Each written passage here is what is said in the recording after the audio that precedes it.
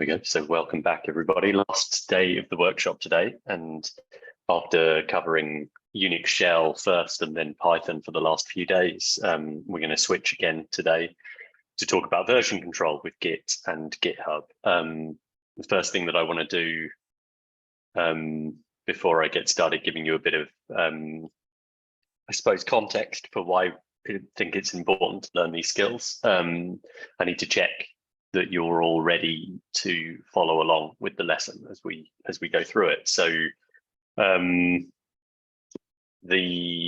most important thing for me to check with you all is that you've got you're already set up with the GitHub account. So if you can put a thumbs up into the chat or use the thumbs up reaction in Zoom so that I can see how many of you have got a GitHub account already set up. And then the second thing that I need to check is that you are all logged into that GitHub account as well, because we're going to start off in this lesson working on in the GitHub interface in about 5 or 10 minutes time. If you don't already have a GitHub account, then please go to github.com and create an account there. It shouldn't take very long, but it's going to be essential really for you to be able to follow along with this lesson. And it's also a resource that I hope you'll find very useful in your work in the future as well. So yeah, if you do not already have a GitHub account, please go to github.com and create one. Then log in. All right, and while I'm giving you a bit of time to go and do that, I can start telling you a little bit about Git and why we might want to use it. So share my screen.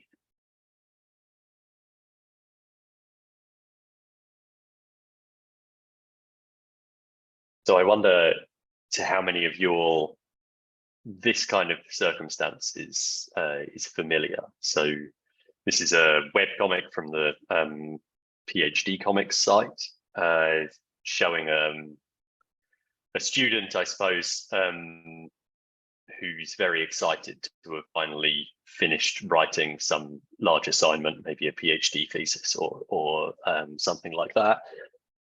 And they call it final.doc, and then they take it to their supervisor or their advisor, proudly present it to them and receive a bunch of corrections and suggestions for how it could be further improved.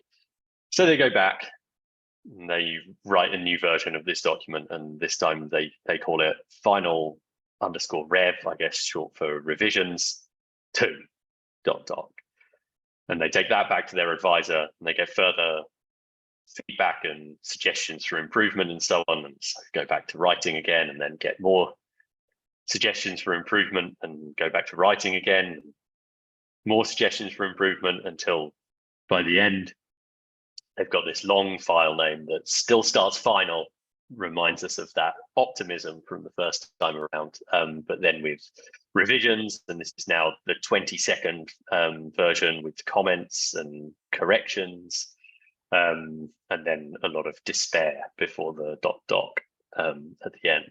And this, well, for me at least, this is a sadly familiar story, I guess. And I think it is for a lot of people who work in research and a lot of people who don't work in research as well. The thing that's important to note here, I suppose, is this increasing length of the file name here. So what this student is doing is saving multiple versions of the same file in order to be able to kind of keep track of what is the most recent version, I suppose, and perhaps to refer back to older versions as well. And this is, in a sense, a very like basic form of version control, the kind of big concept that we're going to talk about today. So this is a a system by which you can keep track of versions of a project or files within a project, and also compare the differences, the changes that have taken place between old versions and new versions of those files. And so you end up with when you're working with this program Git that we're going to learn about today, you end up with this kind of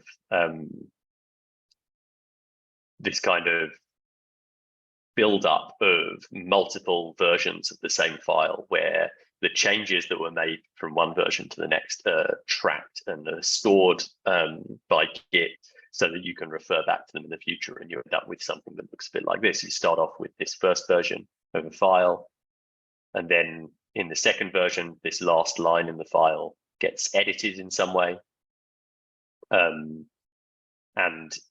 Git keeps track of the edits that have taken place to that line in its history of the project.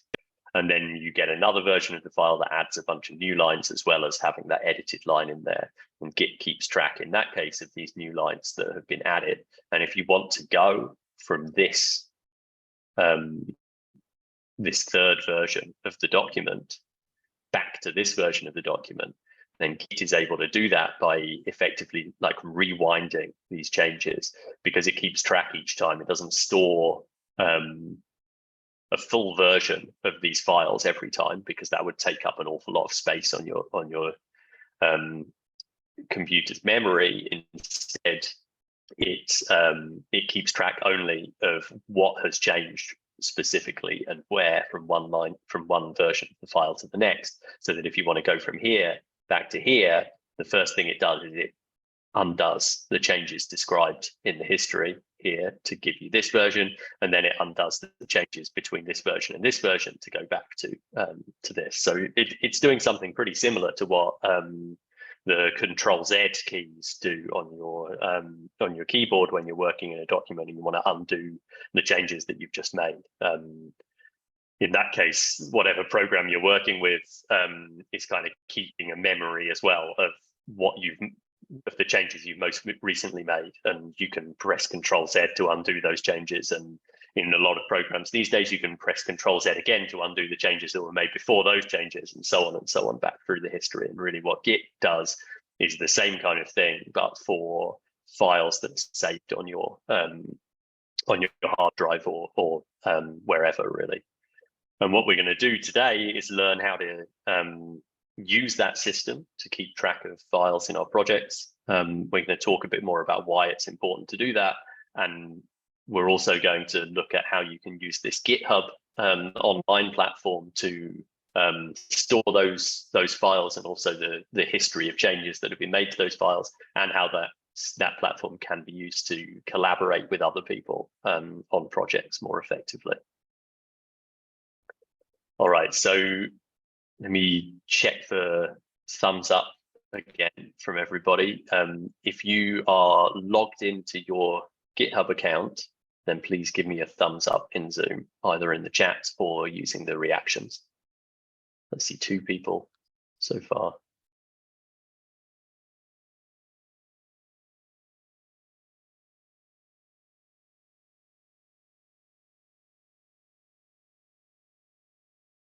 Okay, looks like a lot of you are there. That's great.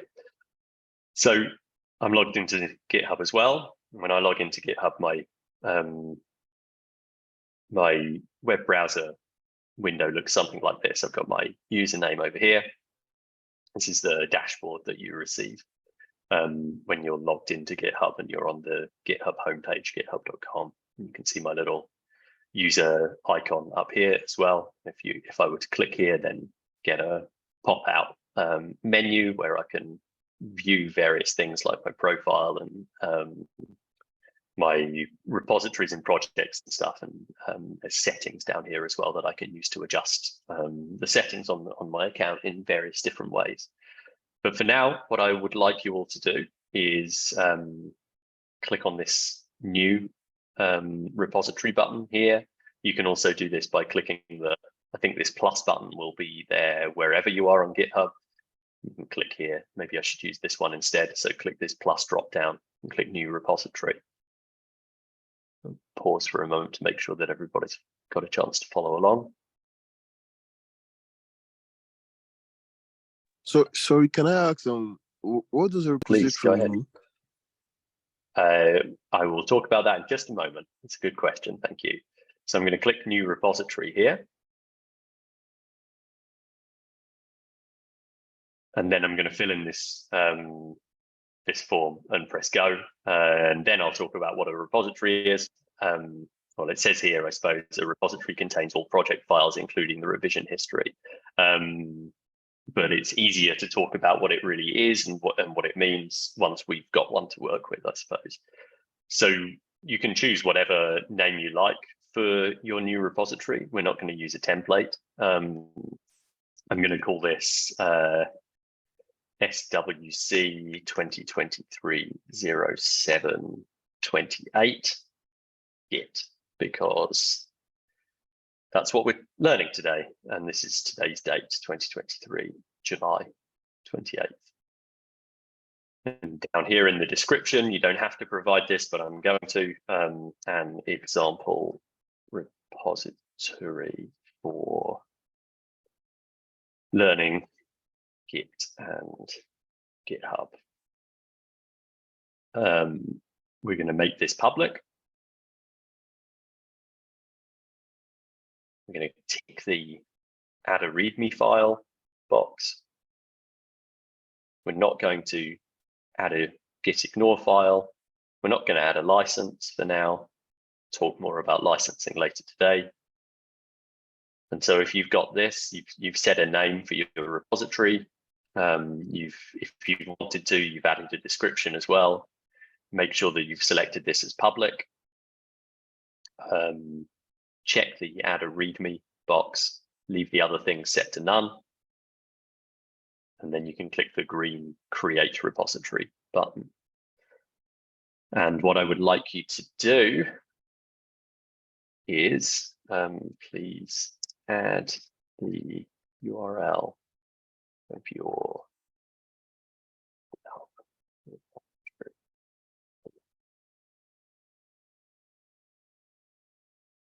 So in the Etherpad, which I'll share the link to again in a moment.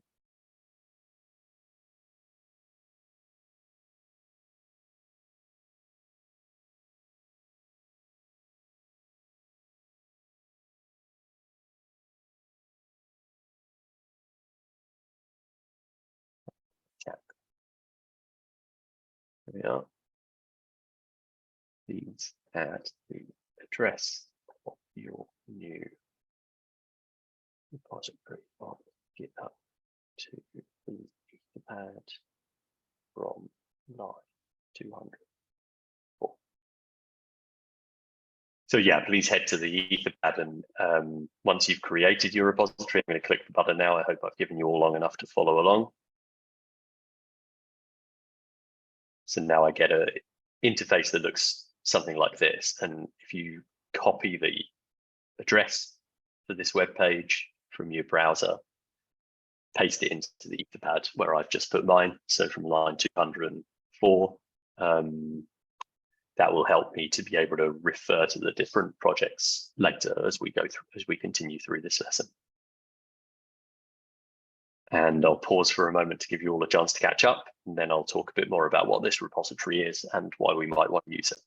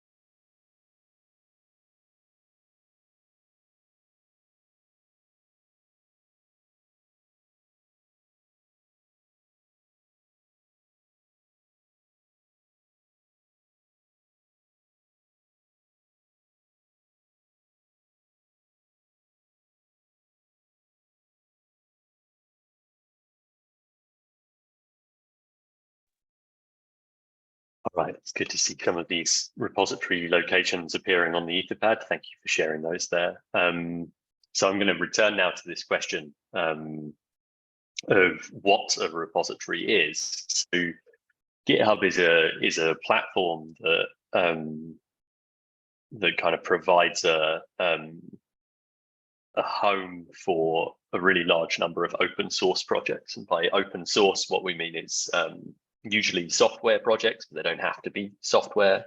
All of the kind of source files associated with that project, the source code or whatever else, is publicly visible and publicly available and open for basically anybody on the internet who can access GitHub at least, and who has an account can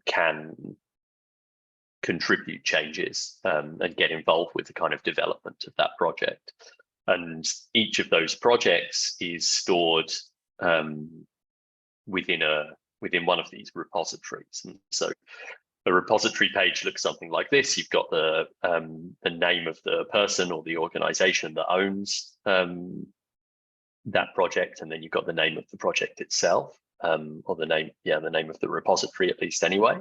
And then within that, you've got one or more files, which you'll see listed in the in this box here in the landing page of the project. Now, it's a little bit of an oversimplification, because some projects, particularly large kind of open source software projects, for example, may actually have all of their various different tools stored in multiple repositories that really combined together can be considered to be the project. But for our purposes today, we'll be thinking about this as having a particular project, and that particular project being stored in a single repository like this. And so what this repository contains, as well as all of those files and folders that are associated with the project, you also have as you'll see as we build it up, you can see the kind of history of that project and browse through the past versions of the project and so on. And up at the top here, we've got all of these different tabs: issues, pull requests, actions, projects, wiki, security, insights, and settings, which are all stuff that you can do with this repository associated with the project. And we're not going to spend a lot of time going into the details of all of those different things that you can do with GitHub. That's kind of beyond the scope of this introductory lesson, but it's well worth learning about if you expect to be doing a lot of collaboration on GitHub and so on. And perhaps the easiest thing for me to do is to show you an example of a mature project stored on GitHub, so you can see what this can look like. So this is the GitHub repository containing all the source files for the software carpentry version control with Git lesson, which is sort of the lesson that I'm teaching today, but I'm doing things in a slightly different order from how they're covered in that lesson, and with a slightly different example at the center of it as well, but teaching the same skills anyway. And you can see in this case, we've got the name of the owner up here, software carpentry. The name of the project is, or the name of the repository is Git Novice. And then in this middle box here, this is much longer than our example one that we just created, which contains only this README file. In this case, we've got these 6 folders and then a whole bunch of files as well, including a README file. And if we scroll further down, what GitHub presents us on the kind of homepage of a repository like this is the README file itself. And so this is a little bit longer than the one that we've got in our example, which was automatically generated by GitHub based on the name that we provided for the project. And if you defined a description as well for the repository, then that gets included in this README as well. But yeah, so a repository is effectively a place where files and folders for a project can be stored, as well as the history of the changes that have been made to those files and folders. And you can edit these files, and you can edit these folders within the GitHub interface. So for example, we can edit this README file by clicking the little pencil symbol here. So please go ahead and do that and follow along with me while I do this.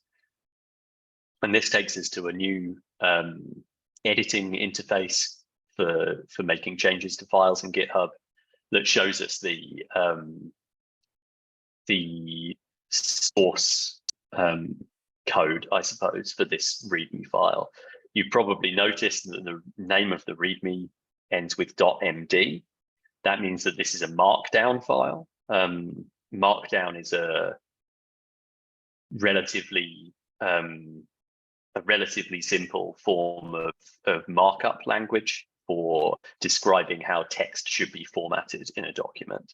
And so what we saw when we arrived at this repository was a README that looked like this. So with the name of the repository as a kind of underlined, larger, bolder text title for the file, and then the description as normal text underneath. If I switch back to this edit view, we see what this actually looks like as the characters that are saved within the Markdown file. And you'll notice, I hope, that this line, which is being used that's being displayed as a title for the file, begins with a hash symbol. And up until now, in the Python lesson at least, we were talking about lines that begin with hash symbols as comments. But in Markdown, lines that begin with hash symbols are treated as headings. And so a line with a single hash symbol is treated as a top level heading. And then if we wanted a second level heading, then we could put 2 hash symbols at the beginning of a line and then add our second level heading. And if I switch back to the preview now, you'll see, as well as our title that was already there before, now we've got this second level heading, which is still underlined and still bold, but the size of the text is slightly smaller. And we can add third level with 3 hashes and fourth level with 4, and so on. And you see how this gets displayed in the kind of what we refer to as the rendered view of the file. And so we're not here to learn a lot about Markdown, but the important principle for you to understand at this stage is that we can use special symbols, special characters within a Markdown file to define how we want the text on a particular line or in a particular location to be displayed in this like render view that GitHub then can interpret and provide us. And this Markdown syntax is accepted pretty much everywhere on GitHub, and it's also really common to find Markdown used in a bunch of other locations as well. And if you've never encountered Markdown before, I highly recommend that you learn at least the basics, because it can become extremely helpful in the future. So I'm going to share with you in the chat and then also in the Etherpad, so you can refer to it later, a Markdown cheat sheet to refer to when learning to use Markdown. There we go, and I'll pop this into the Etherpad as well.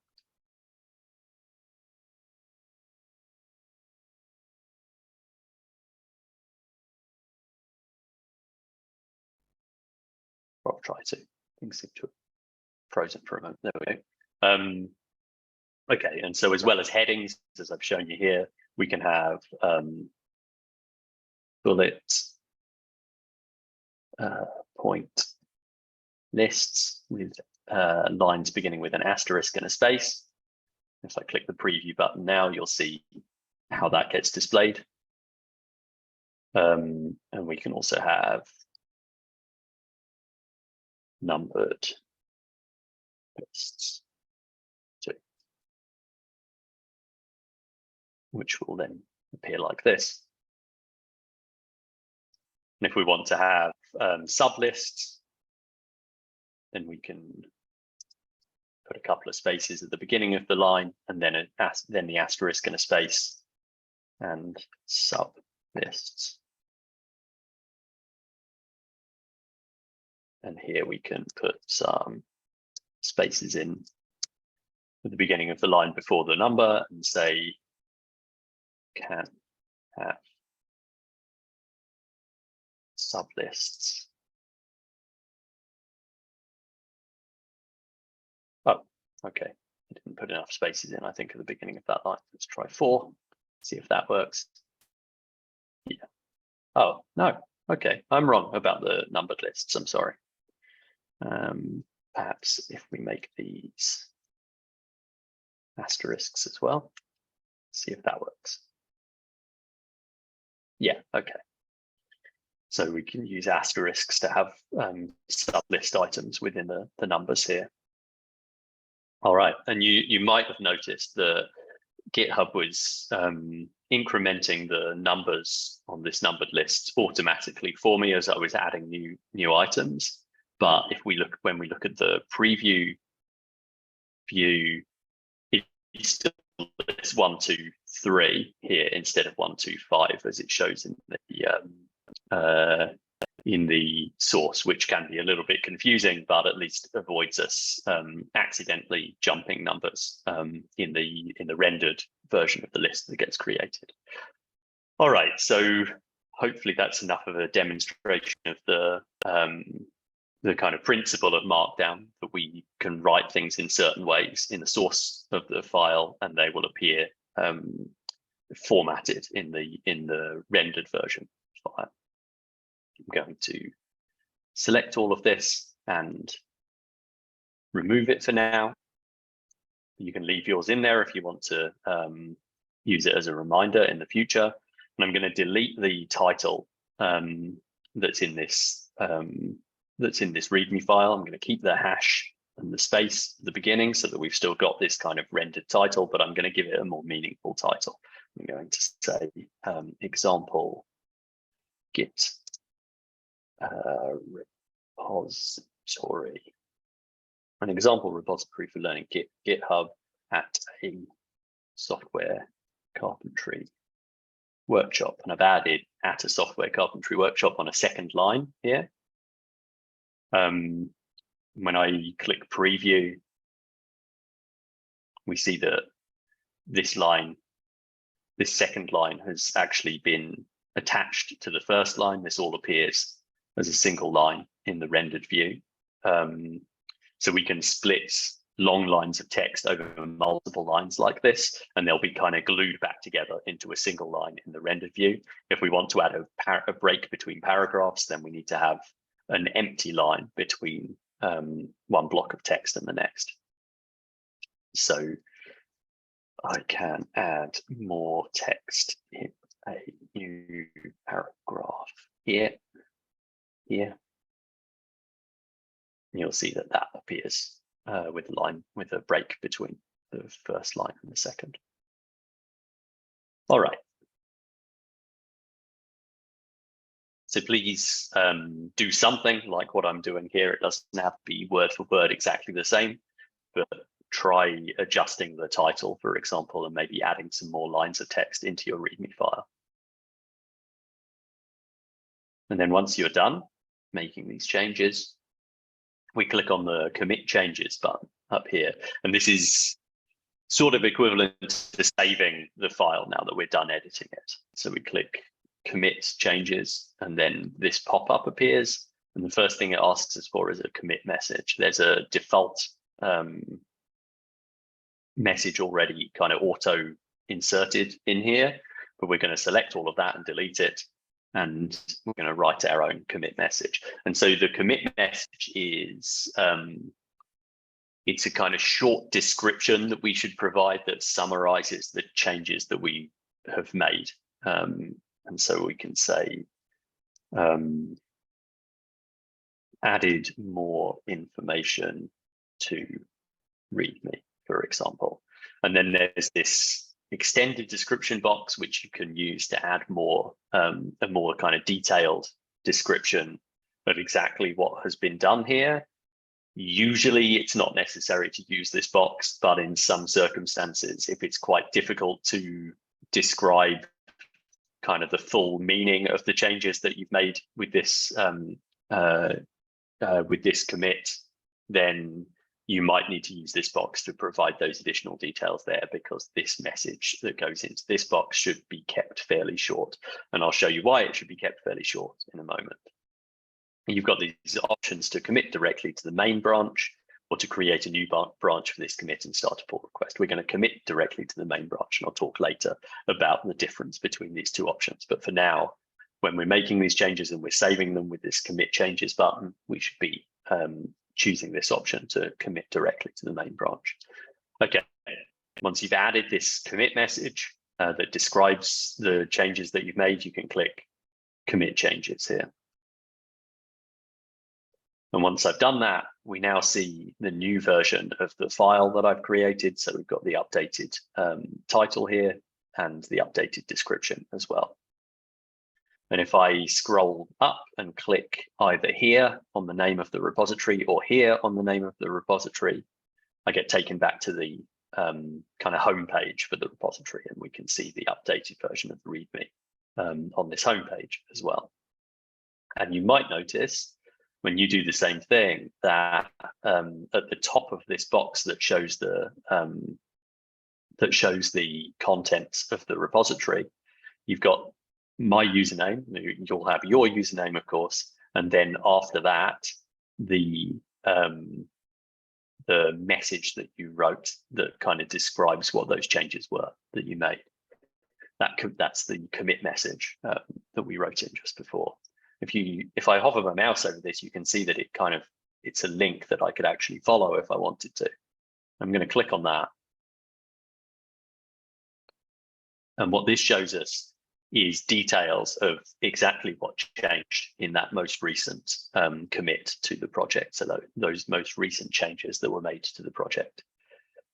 And that's shown in this form. You might also see it like this. But what this is, first of all, what this is described as is a diff. So this is it's short for the difference between the current version of the file and the previous version before these changes were applied. And so you can see, for example, this line has a little minus sign next to it. And it's kind of shaded this kind of pink color. And what that means is that this is the line that was removed from the file. So the minus is supposed to indicate that this was deleted from the file. And then on this side, we've got these lines in green and a little plus next to them. And that plus tells us that these were lines that were added to the file. And so we've got this new line that was added down here, and this title line replaced the old version of the title line. But this line here, an example repository for learning GitHub, that was left unchanged, and so that doesn't have any shading, and it doesn't have any symbol next to it. Similarly, if we head back to our Git Novice software carpentry lesson example, we can click on the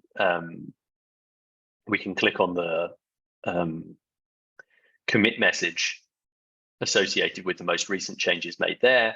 And we can see another example of one of these diffs that shows these are the lines that were changed.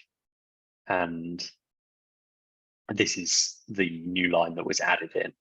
So this was replacing some of the markdown in this file in the episodes folder with a new line of markdown that kind of combines together what was there before with some new content as well. All right, so let's go back to our example repository. So we can switch if we want to between the split and unified view. If I switch to the unified view, then what we see is all of this stuff kind of combined together. And so it shows that a line was removed here and added here, and a line was added here. And we can also choose to display this rich diff, which shows the formatted, the rendered version of this markdown file with little pink and green shading next to lines that were removed and added respectively. And then this kind of yellow shading here next to lines of markdown that have been modified. And then highlighted in green here is the new text that was added on this modified line. Now, this line is modified in the Markdown because, as I showed you before, those two lines in the Markdown source file are kind of stuck together into a single line of the formatted output. And so this is telling us that something's changed in that line of the formatted output in that case. You won't always see this rich diff option, depending on what kinds of files you're looking at that have been changed. But for Markdown files, GitHub is able to show this kind of display as well. And then further down the page, if we wanted to, we could leave a comment on this commit. And this is not something that we're very likely to want to do when it's only us working on the project. But if we're collaborating with multiple other people, then this kind of comment box on particular changes that are made in the project can be pretty helpful. You could be browsing through the changes that your colleagues have made on the project, and you might have a question about why exactly they changed things the way that they did here. And you could ask that question with a comment on this commit, and that would notify the person who had made those changes about the question that you've asked, and they could come and answer the question on here as well, and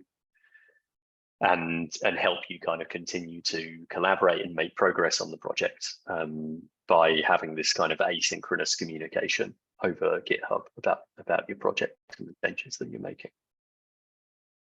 Okay, so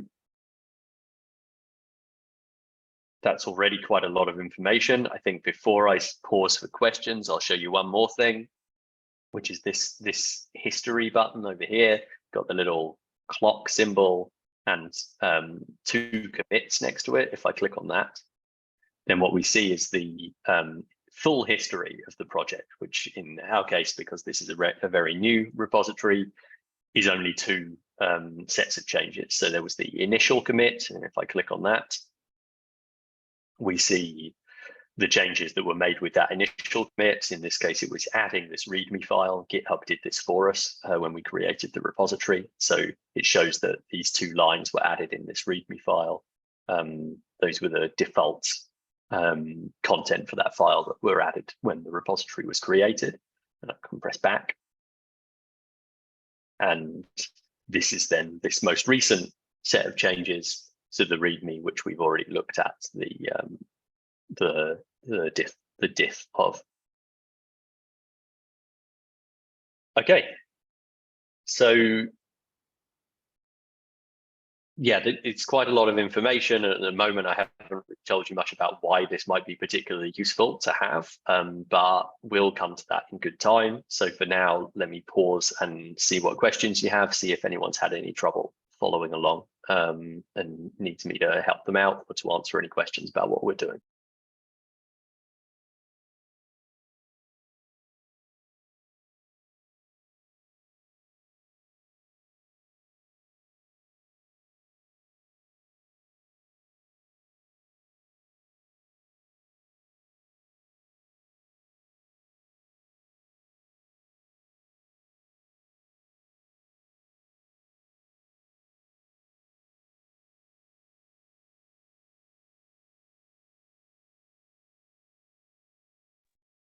All right, so nothing so far. There are two categories, I suppose, of situations where using Git and GitHub to keep track of this kind of history of changes to the files in a project can be particularly helpful. The first one is when you're developing software, for example, but also if you're writing a large document like a book or a PhD thesis or something, and you keep track of the changes that are being made, this can be really helpful because Git actually makes it fairly easy to restore old versions of files. And so that allows you to kind of experiment with changes that you're making to your software, for example. And then when you realize that it's not going to work or you've made a mistake, you can quite quickly and easily gain back the old version of the file when things were working okay, and undo all of those changes that you've made since then. And the second set of circumstances in which it's particularly useful to be doing this is when you're collaborating with other people on a project. And the reason for that is that how many of you have ever used if you've used like Google Docs, for example, then if you've got multiple people collaborating on a single document in Google Docs, it can be very helpful to have everybody working in this suggestion mode, which kind of shows changes that people are suggesting, and then whoever's responsible for sort of editing and owning the document can browse through those suggestions and choose whether or not to accept them or reject them. And Google Docs is really good at showing you what text is being deleted in those suggestions, what text would be added in those suggestions, and so on, to give you an idea of whether or not you want to accept those changes. And GitHub provides you with a really similar way for collaborators to suggest changes to files within the project, and for you to be able to explore through this kind of Diff view that we saw already on our own changes, to explore what changes are being suggested by that collaborator exactly, and where in the project, so that you can decide whether or not you want to accept those changes to those files. So this stuff becomes really helpful if you're collaborating with multiple people on the same project. And so what I'm going to try to do today to illustrate the value of using this kind of approach and learning these skills is we're going to think back to when Marie at the beginning of this workshop was talking to you about writing shell scripts, so bash scripts for automating processes working on the command line. We're going to try to write a very simple shell script this morning, and we're going to be keeping track of the changes we're making to that shell script as we go along. And so what I'd like you to do with your example repository now is click this add file button and then create new file. And we get this edit interface that we saw before, but now it's blank and we need to provide a name for our file. So we're going to call this get person details .sh, and in the contents of our file we're going to put a something similar to one of the commands that you learned about earlier in the week. This is a Unix command, so not Python. This isn't going to be a Python script. This is going to be a shell script. And we'll say grep $1, $1, $2.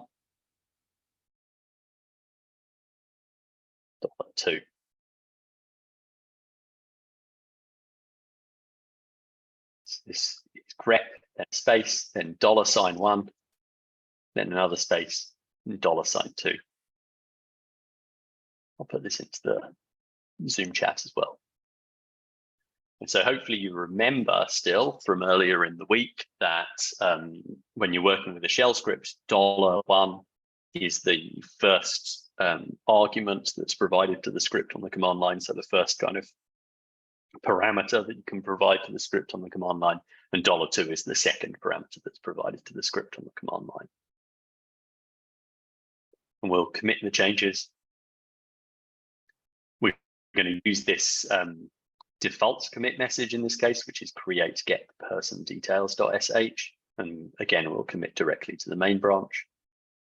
So click commit changes now, and now we've got two files in our repository. We've still got the README, and that's still displayed on this homepage. We've also got this get person details.sh file. I'll click on that so that you can see the contents in case you were still trying to type that in when I made it disappear from the screen.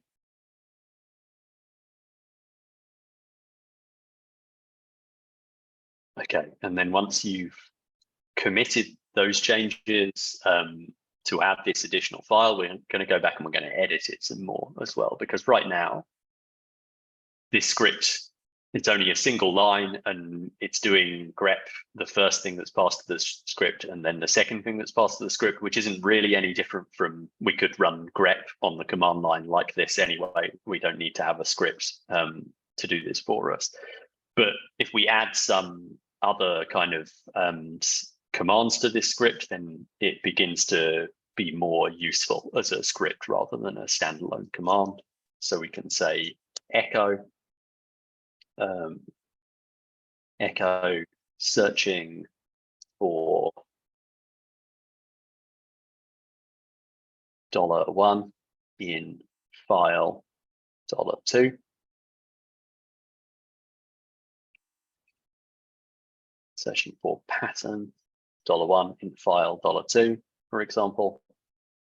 And this will provide us, when we run the script, some kind of logging output. So we run the script and it tells us, okay, I'm going to look for this pattern inside this file. And then it actually runs the search to look for that pattern in the file. We commit the changes.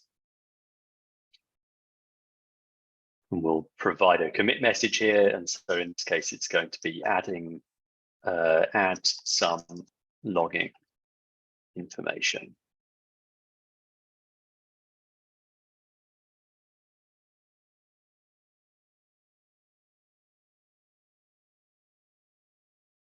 Then I can commit the changes again. And we get our new version of the file. And if I head back to the code tab of this repository, we see our two files here. And now if I click on the history over here with this clock symbol, and now it says 4 commits, we see all 4 of the changes that we've made to this project so far.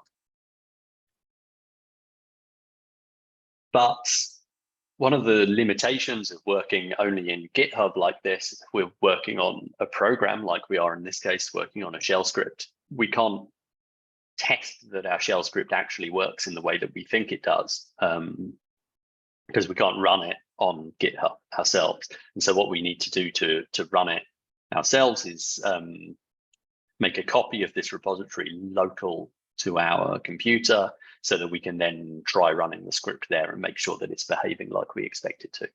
And so that's what we're going to do now. What I would like you all to do is open up a terminal. So if you're working on Windows, then please open a Git Bash terminal. If you're working on Linux or Mac, then open the terminal program, whichever terminal program you use on that system. I need to adjust my screen share.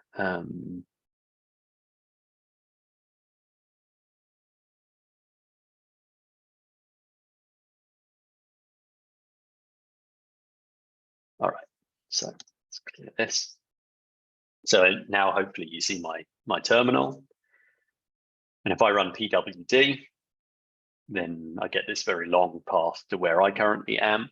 What I would like you to do is use CD, which hopefully you remember from earlier in the week, stands for change directory. And I'd like you to move to whatever location you've been working in this workshop up until now. So you had that SWC Python folder yesterday, for example, and you had the shell lesson data folder somewhere as well on your system. It's going to vary a little bit from person to person exactly where that place is, but hopefully you can still remember from earlier in the week. So you might want to do CD this tilde symbol / desktop. I know some of you had CD tilde symbol / OneDrive / desktop. Whichever path you were using earlier in the workshop anyway, to make sure that you can get to your desktop or wherever else it was that you were creating these folders. But then once you're there, what I'd like you to do is run this mkdir make directory command to create the new folder called SWC Git. And that's what we're going to work inside. So once you created that SWC Git directory, then you should run cd SWC Git to make sure that you're then inside that folder, that new directory that you've created. I'm going to put those commands into the Etherpad as well. So one.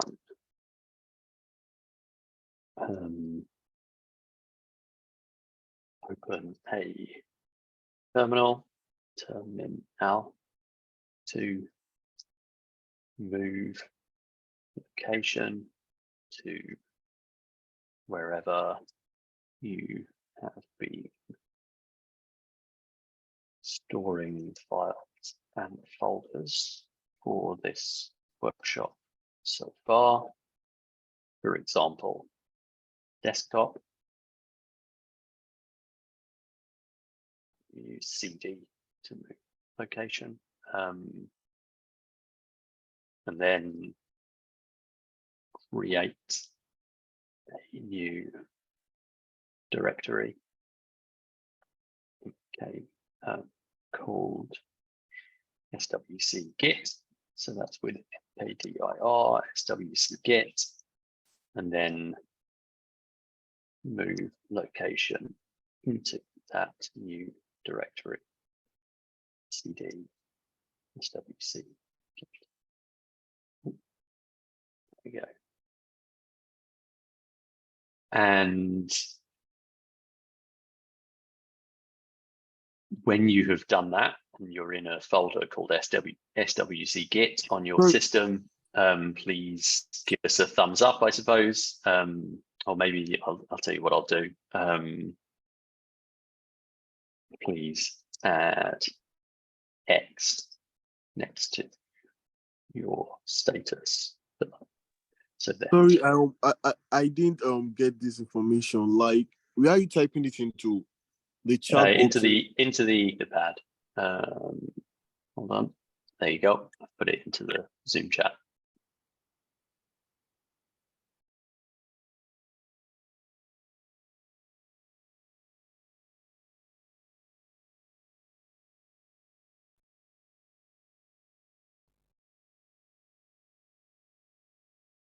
Okay, so from line 227 of that Etherpad. And so I think we've been going for about an hour now. Let's take a break until 10:15. So once you've finished following those instructions, then take a break. If you need help, then speak up and I can help you out as we go through.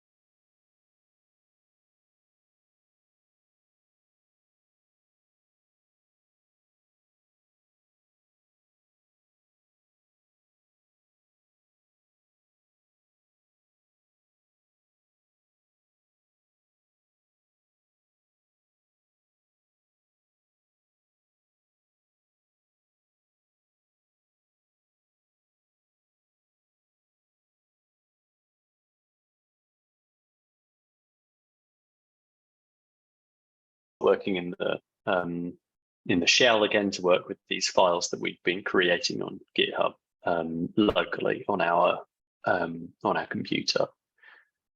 Does anyone run into problems with that and wants to ask for help now before I keep going?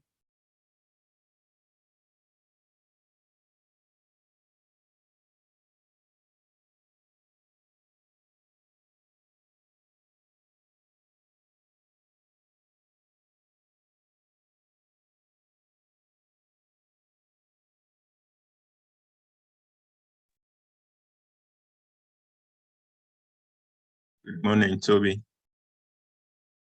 Hi, Isaac. Yeah, joining in quite late, had network issues on my campus, so catching up now will be a bit, but I don't know if you shared a link of the notes. Maybe you can post it again, then maybe I'll try and follow. Okay, I don't have a link to a lesson. Okay. For exactly I mean, I can provide you a link to the software carpentry Git lesson, but I'm doing things in a slightly different order from how they're described there. And so you wouldn't be able to follow the instructions there to catch up. I think the best thing that I can ask you to do, Isaac, do you have a GitHub account and are you logged in? No, I don't think I do.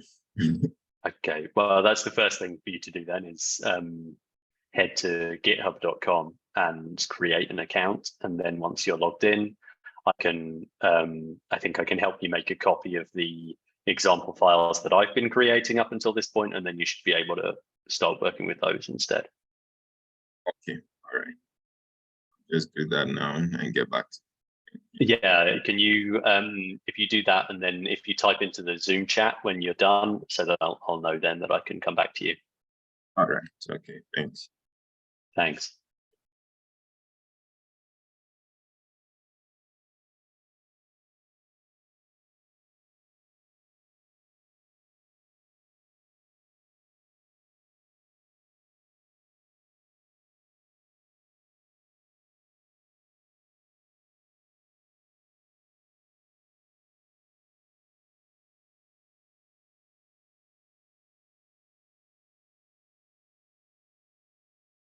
All right, for the folks who are already ready to go,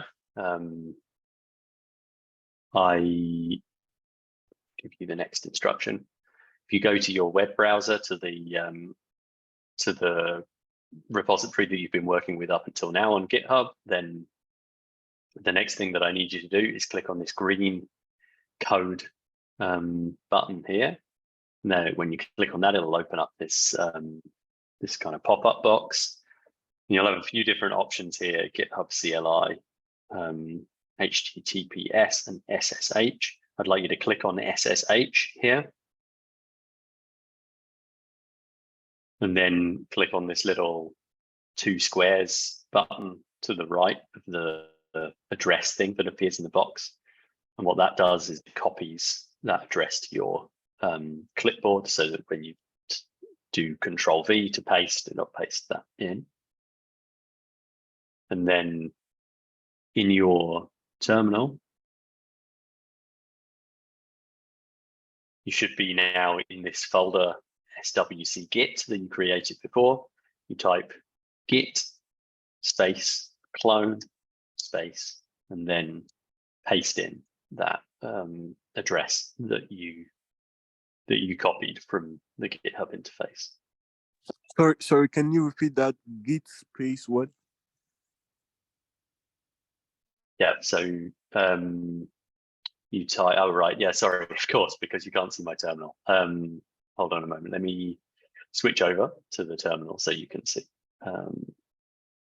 Thanks for asking. It probably would have taken me quite a long time to realize that you couldn't see what I was typing otherwise.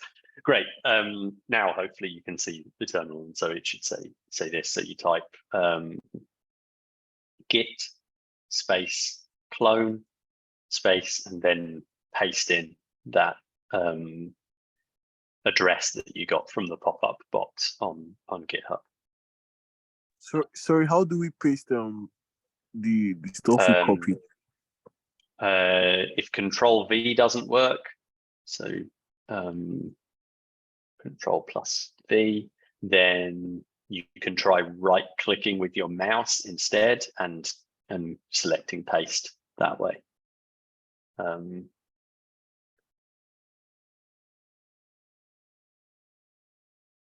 And if that doesn't work either, then see if there's like a edit menu or something at the top of your terminal that you can select the paste option from.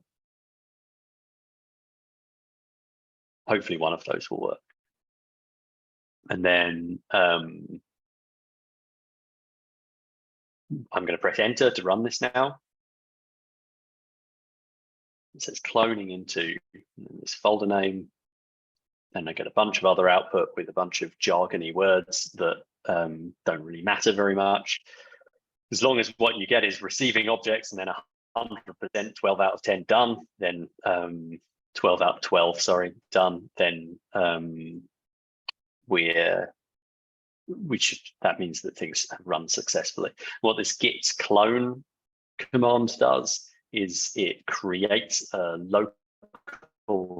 local copy of a existing repository somewhere else in some other location, in this case on GitHub. And so it's referred to as cloning that repository because we're copying down all of the files and folders contained within that repository, as well as the full history of all of the changes that have been made to those files. And when you run ls now, you should see you've got this new folder with the same name as the repository that you cloned. And you can do cd and then the name of that folder. I used tab completion there, and press enter to move into that folder. Polite's got a question in the chat. Sorry, I'm getting something like permission denied, could not read from remote repository. Okay, that's interesting. I'm going to answer Polite's question first in the chat. So you can type yes for that question. You're asked that the first time that you try to download something from a new server that your system hasn't ever seen before. So it's asking you if you're sure that you can trust this place where you're downloading the stuff from. And it gives you the information that this host is called github.com. And so you can be confident that you're downloading from the place that you think you are. You can type yes and press enter. So put this into the chat as well. So if you are asked something about a fingerprint, type yes and press enter.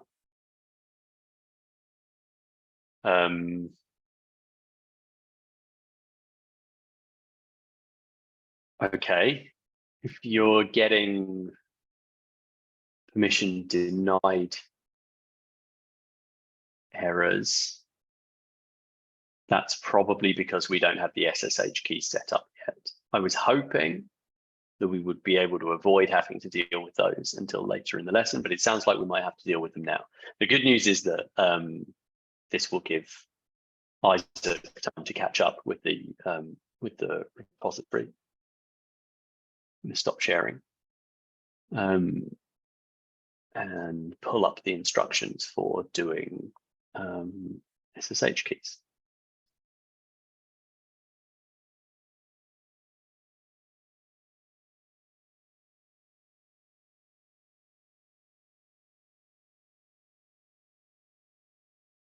All right. So for those of you who are getting a permission denied error, the problem is that we are trying to download these repositories over this using this protocol. So this way that our computer and the GitHub server can talk to each other, that's referred to as SSH. This is it's a method for kind of authenticating. So for both of those parties, your local computer and the GitHub server, to be able to kind of prove to each other that they are who they claim to be, so that you can be confident that passing encrypted personal data or whatever between those two systems is a safe thing to do. I had thought that we could download stuff without needing to have this set up, but it sounds like we can't. So we're going to have to set this stuff up now. So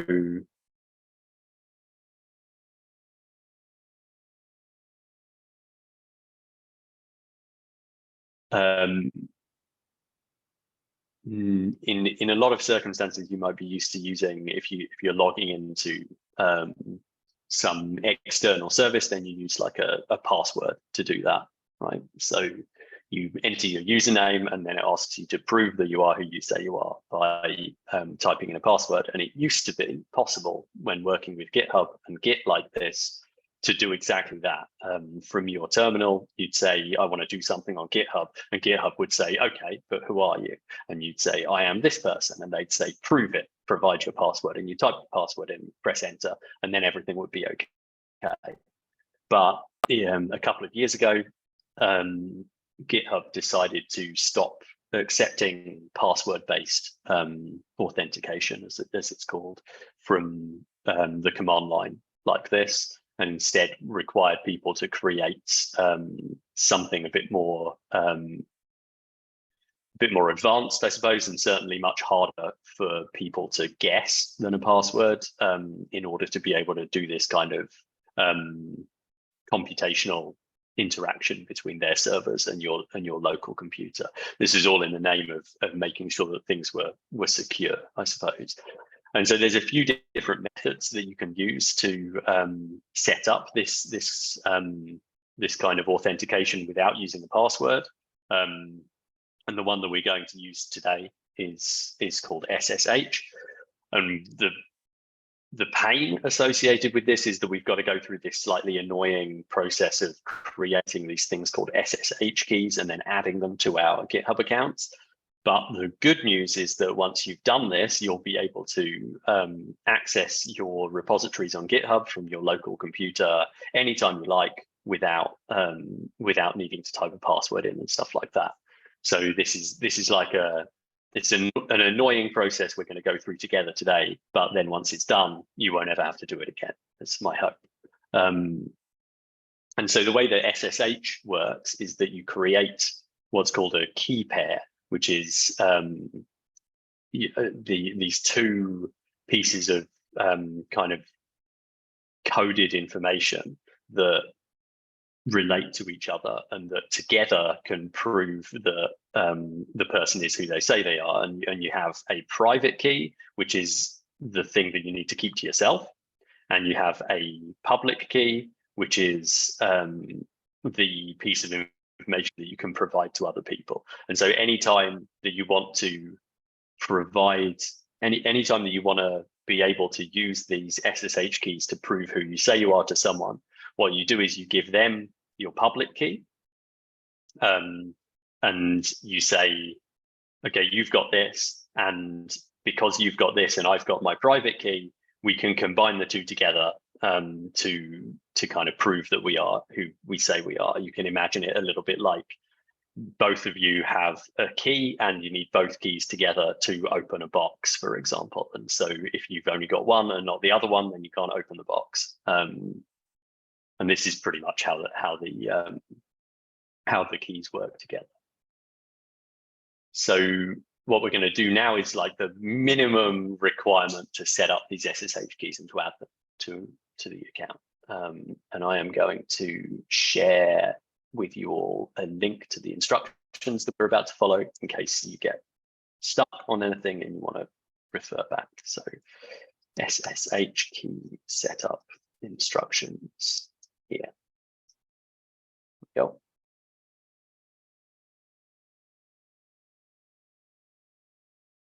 All right.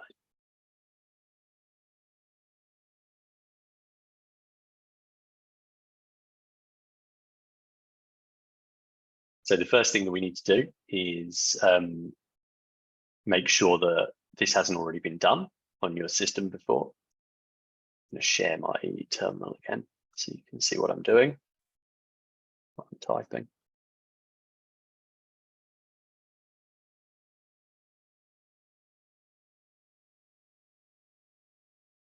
Okay, great, Isaac.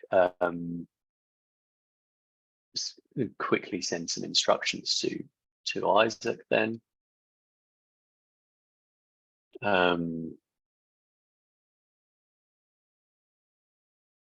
Let's go here. Click the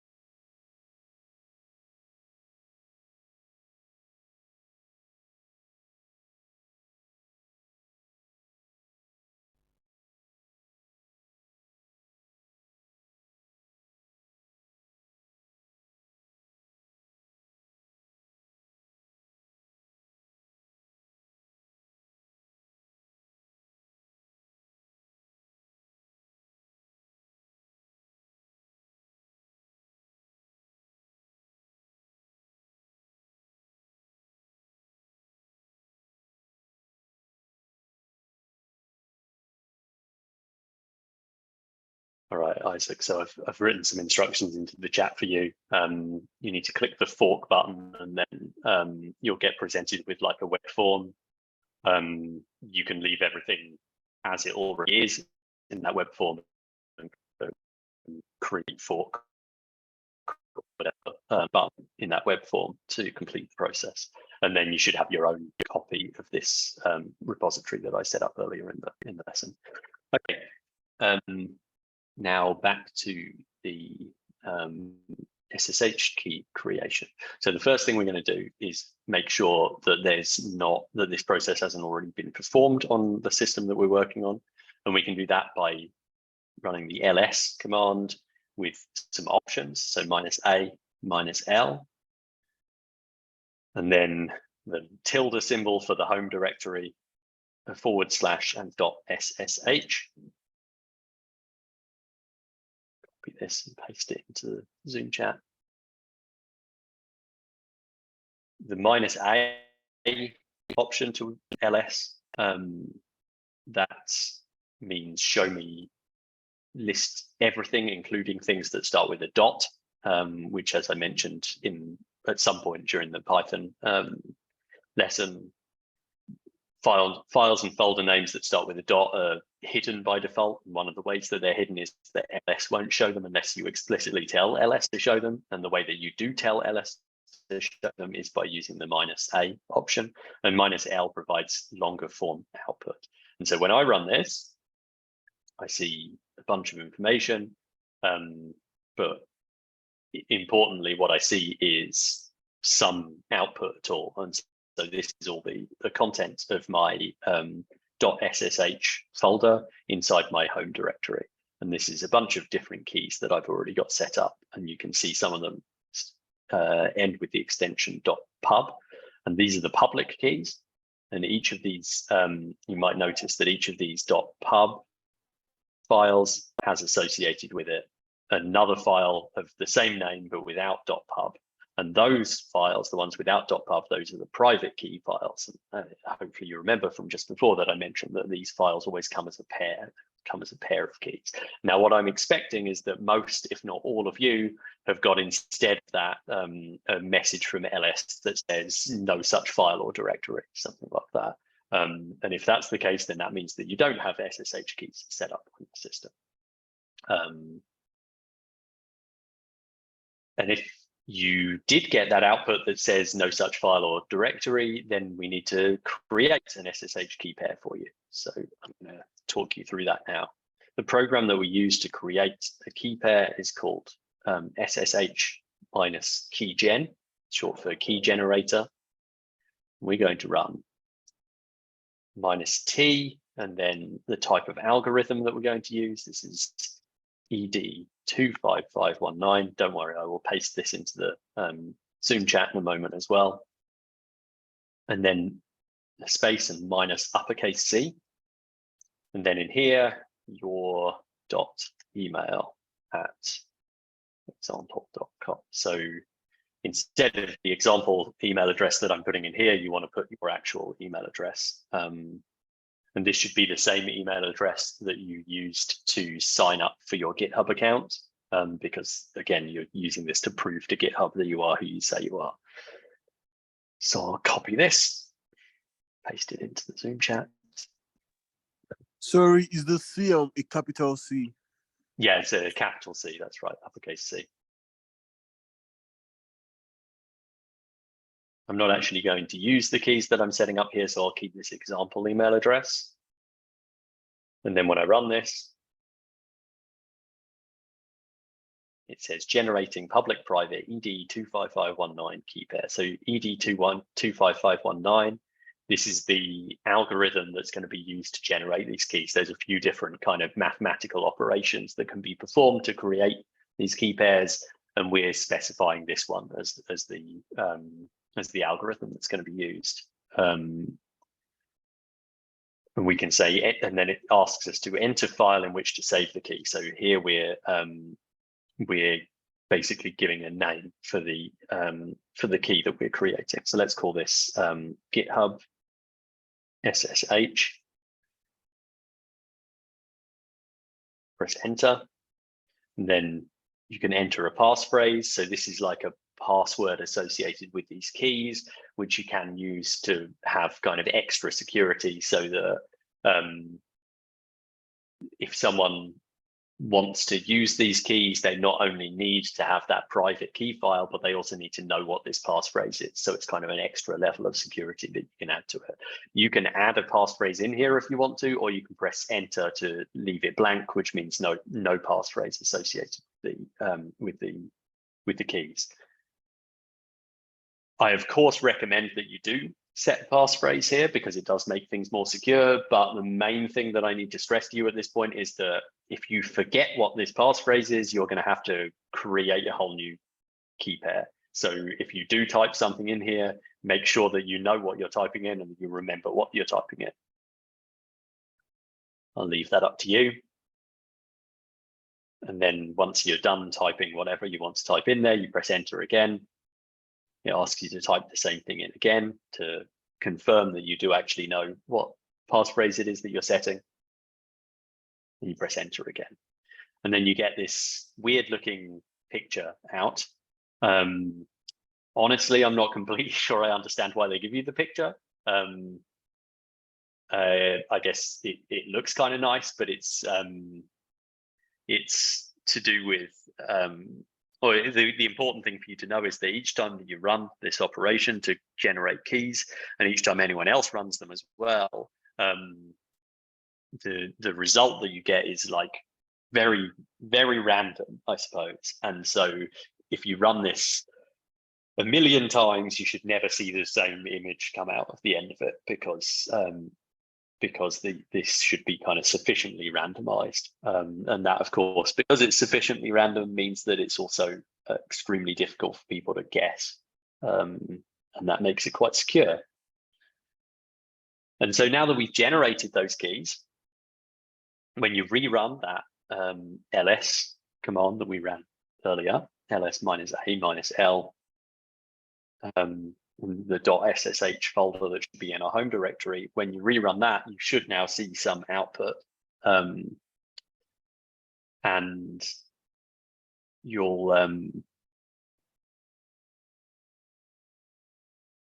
I may have done something wrong with the name. Did I do something wrong with the name? I did do something wrong with the name. I'm sorry, we're going to need to run this again. Because I forgot to put in the full path, which I should have done. So let's run the SSH keygen command again. I'm press up on my shell a couple of times to get back to that in the command history. And this time, what I should have done is included the full path to that SSH folder, users/project/.ssh/github_ssh. That's what I should have put rather than only GitHub SSH before. So you would put in pretty much whatever it says here. up to the ID ED25519, but then you put GitHub SSH afterwards.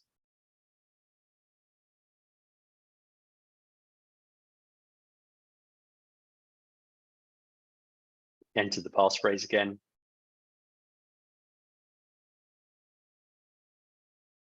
Enter it a second time. And then complete the process. So the same as we did before, but instead providing a full path to this, to where this .ssh folder should exist.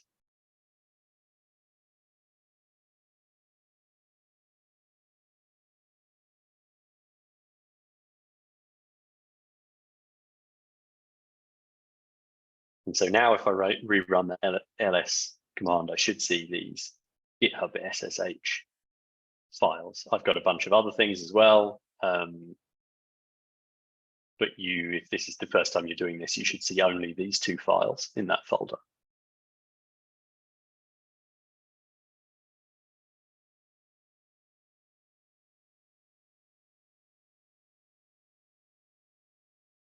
Can I get a thumbs up from people if they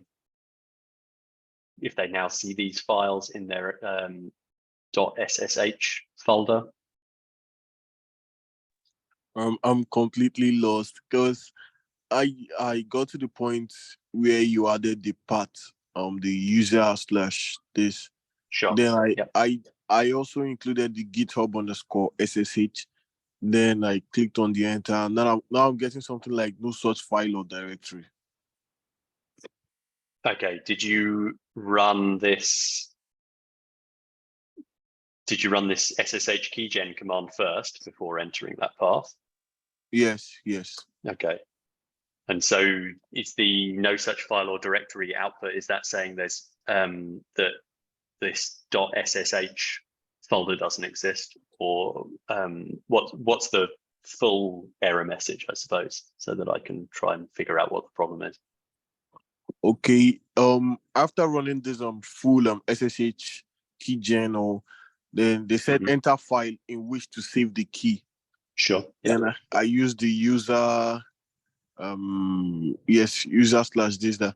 Then after that I'm getting just a single error message saying saving key with this part to this part failed.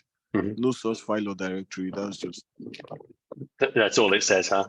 Okay, that's not very helpful.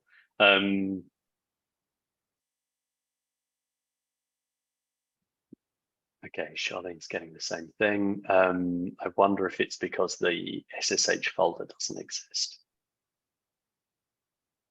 So we can try.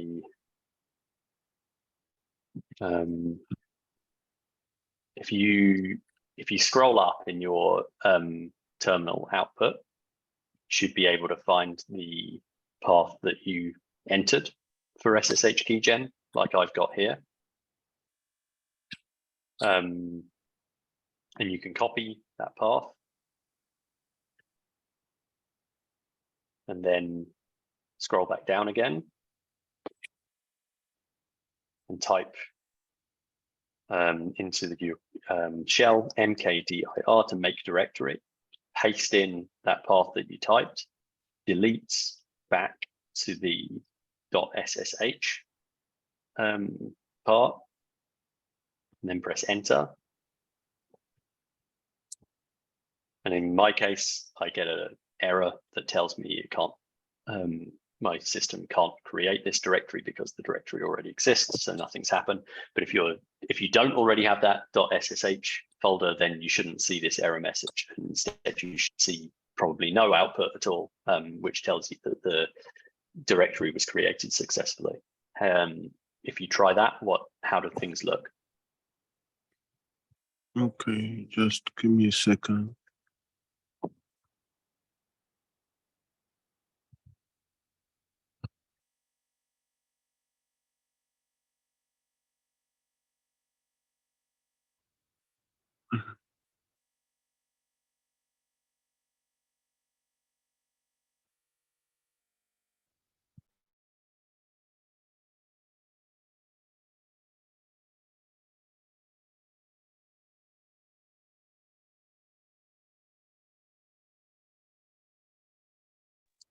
I'm still getting a message saying cannot create directory using that part.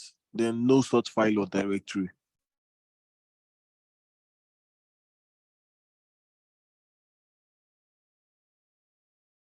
Okay, are you trying to use exactly the path that I've got on the screen? No, I changed the name to my own path. Okay, yeah, okay.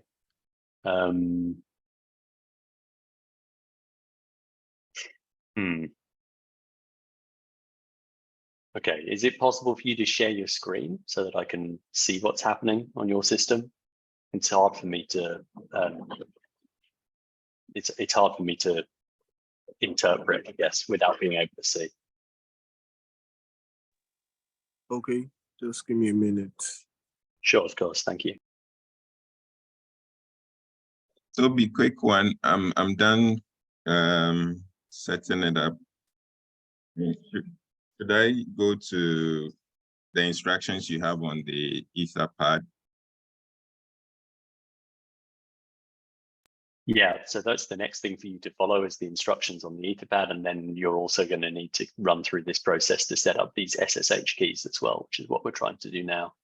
So I'll add a link to that into the Etherpad as well, so you know what to do after you've done those things.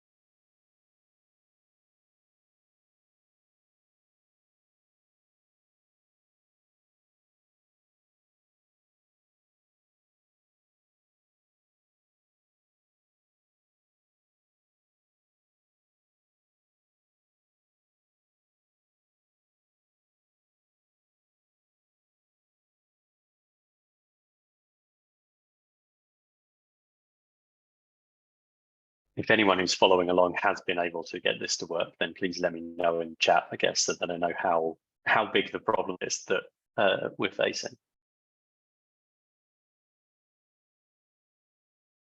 I'm so sorry. I can't share my screen because I'm using my phone, but I have my laptop here. So like I'm connected on my phone. Yeah. Sure, fair enough. What about you, Charlene? Can you share your screen? Because it sounds like you've got the same problem. Hi, Toby. I just want to try it again to see if maybe it's because I might already have SSH keys. I don't know if that's me. 2 minutes. Let me just see if I can just try again. Sorry. Sure, no problem. Yeah, no problem.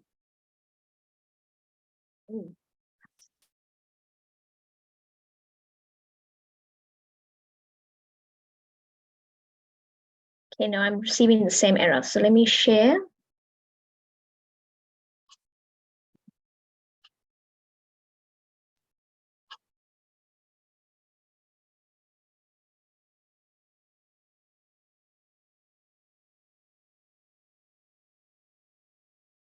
Hi, Toby, can you see my screen?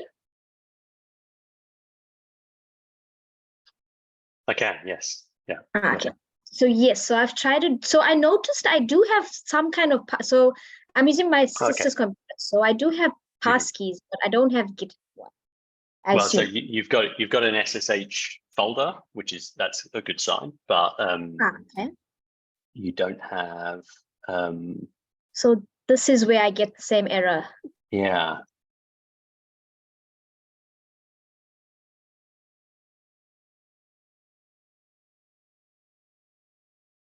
Should my no, you're missing the /c at the beginning of the path. Oh, here. Okay. Yeah. So if you put /c and then everything else the same as it is, I think that'll work.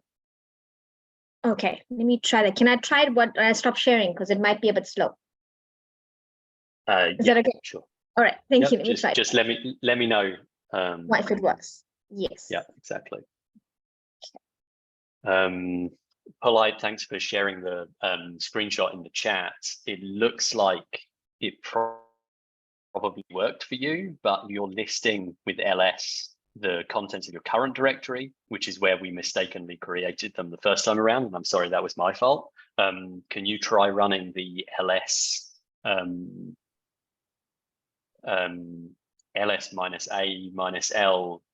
-a-l.ssh command that I showed earlier? Hold on a moment, I'll share my screen again so you can see what I mean. It's a bit hard to explain these things without showing them as well.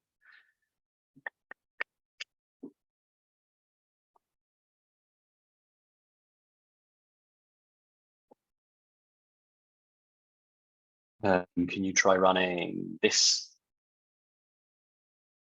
command and see whether you see the GitHub keys then as well? Ah, nice. Yeah, okay, great. So you've got a couple of pairs of keys there now. That's really good.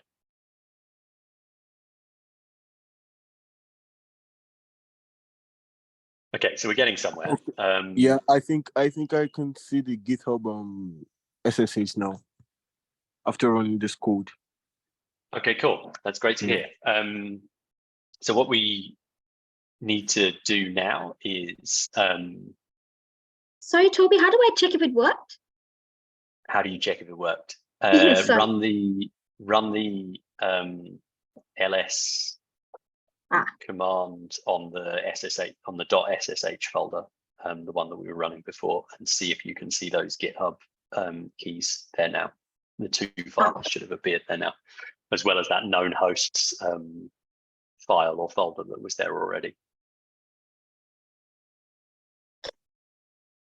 But sorry, I didn't see the like this one polite sent on the chat. I didn't see the ID _ ed25519 on mine.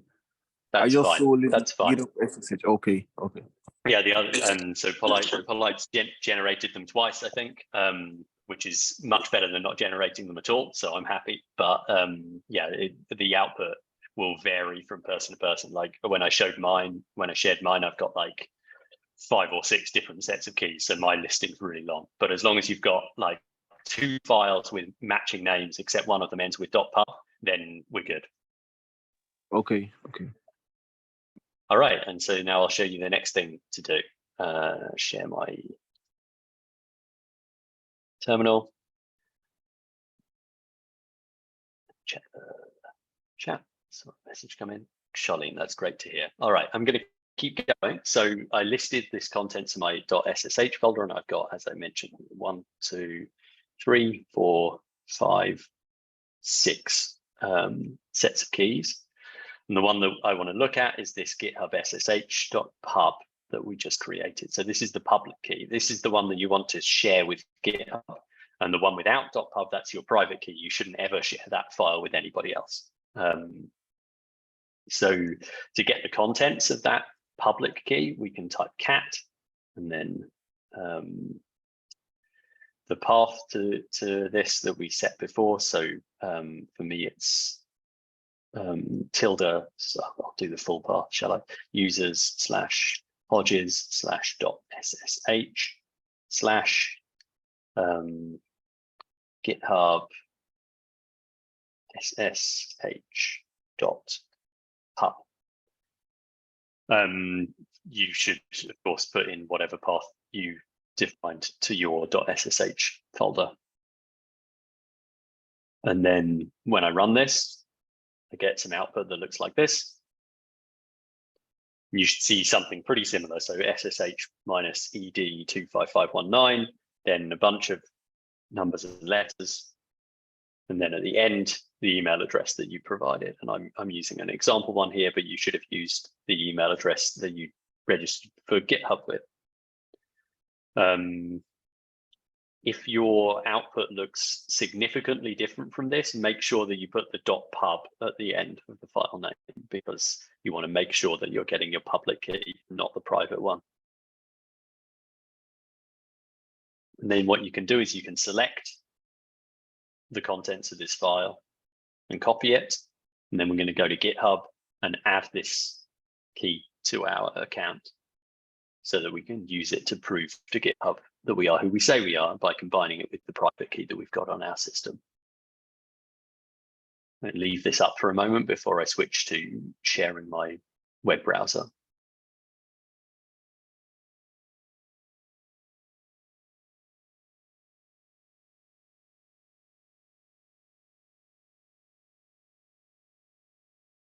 Okay, so copying this.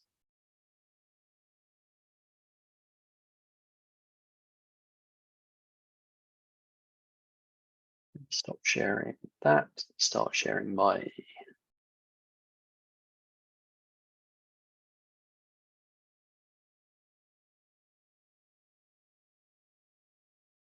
GitHub web browser. So hopefully you remember that I showed you, you can click on your little user icon on the top right, and it brings out this kind of pop-out menu. And down here, there's the settings tab. I'll click on that. And we can set things about our public profile and emails and all of this kind of thing. But scrolling down on the left-hand side, you'll find this option under Access, SSH, and GPG keys. Click there. And you get a settings interface that looks like this. And there's the first section that says SSH keys. This is a list of SSH keys associated with your account. You can see I've got a couple already.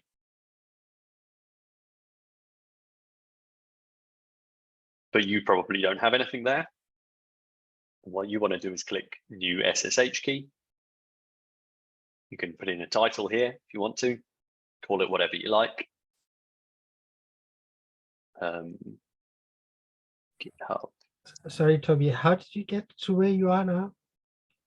So I went to the, I clicked on my user icon at the top right here, and I clicked on settings. And then in the settings menu, on the left-hand side, you've got this kind of sidebar menu. One of the options is SSH and GPG keys. You can click there and then click on the green new SSH key button. Okay. I was looking for a bald-headed guy with the glasses. I couldn't find it on mine. Yeah, sure. Okay.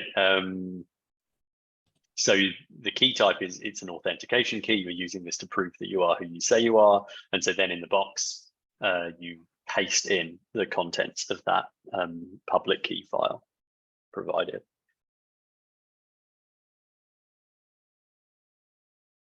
And then once you're done with that, you can click the Add SSH key button. I'm not going to do that because this key isn't valid for me. I didn't put the correct email address in. But you can click Add SSH key, and then once you've done that, you should see the key appear in this under SSH keys in your GitHub settings.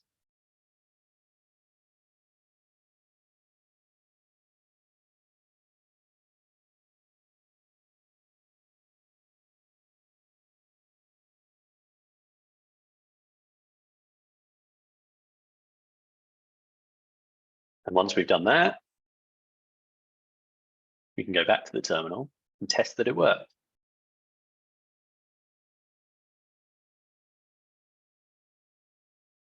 So back in our terminal, we can type SSH as a command this time, and then minus uppercase T as an option, and git at github.com, and then press enter. And you should see a message that looks like this: hi, and then whatever your GitHub username is. You've successfully authenticated, but GitHub does not provide shell access.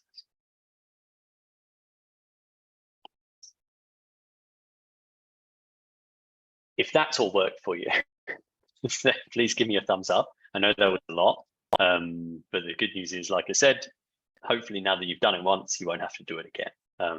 And it will be something that will come in handy for you for many years to come. So set up keys following instructions here. If you have set up keys and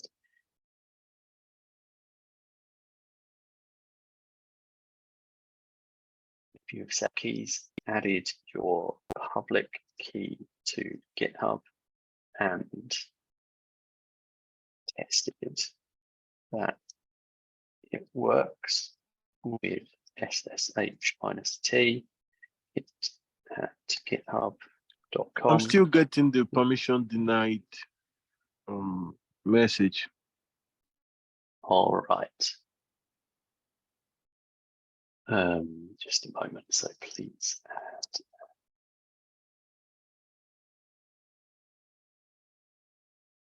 Okay, so now on line 238 of the Etherpad, please let me know if this has worked for you.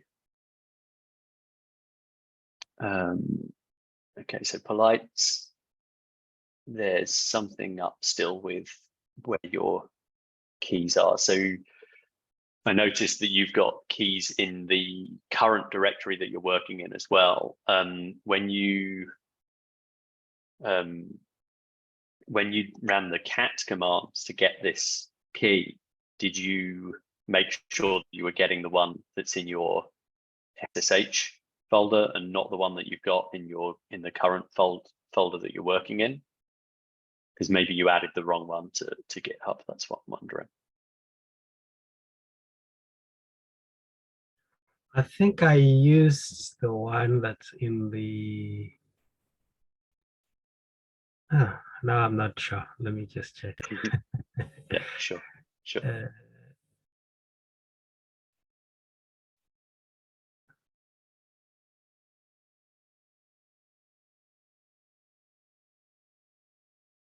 Yeah, I think it's different.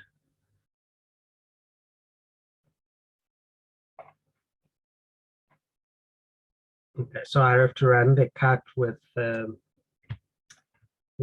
correct folder. Yeah, it needs to be the one that's in the SSH, that's in the .ssh folder, wherever you've got that located on your system. It should be in your home directory.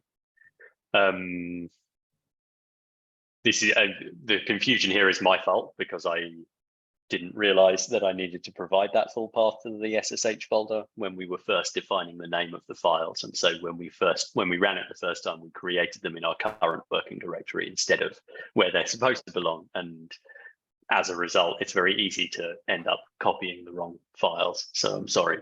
That's, yeah, like I said, that's my fault. May I share my screen? Maybe you can. Oh yeah, please do. Okay, sure.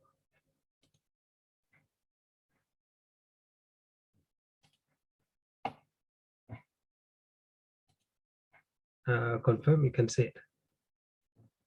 It's just loading up at the moment, but yeah, looks good. I can see it now.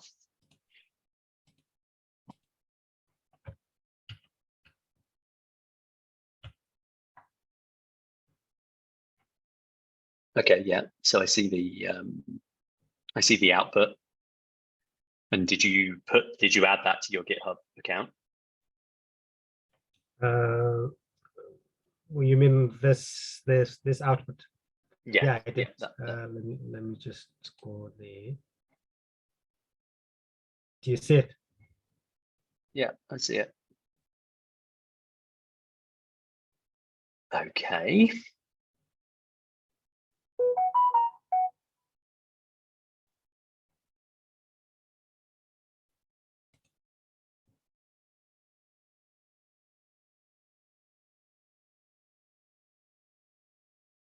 Okay, and what happens if you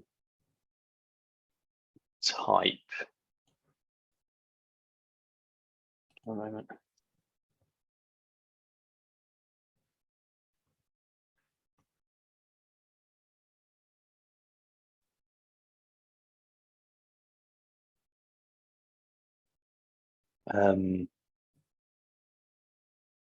What happens if you type echo $home? Right, so home needs to be all uppercase, like I've just put into the Zoom chat. Yeah, you got it. All uppercase, so uppercase O, M, and E as well. Capital O, capital M. Yeah, you got it. Okay, that should be fine then.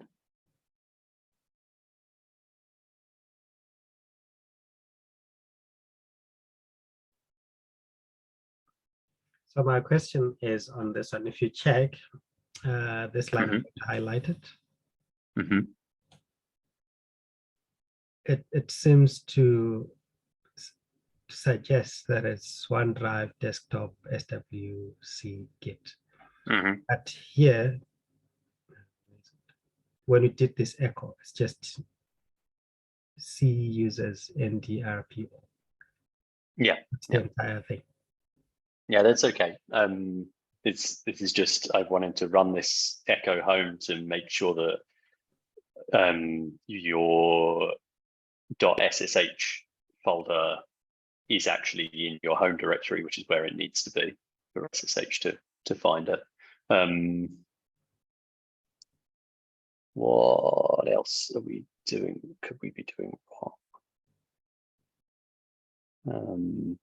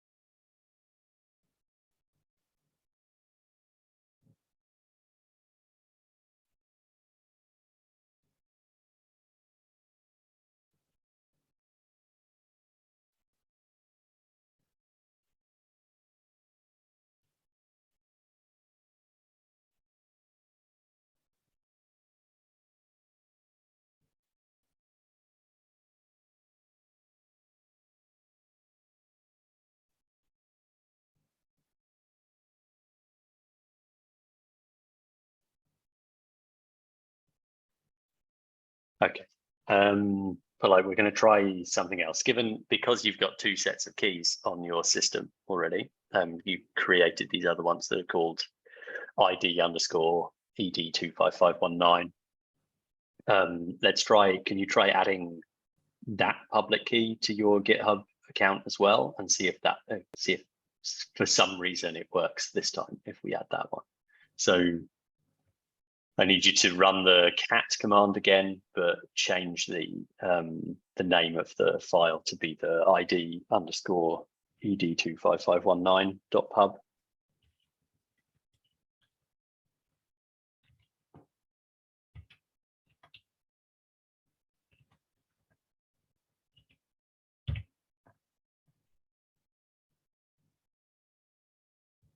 All right, so when you run that command, you should get the output, copy contents of that.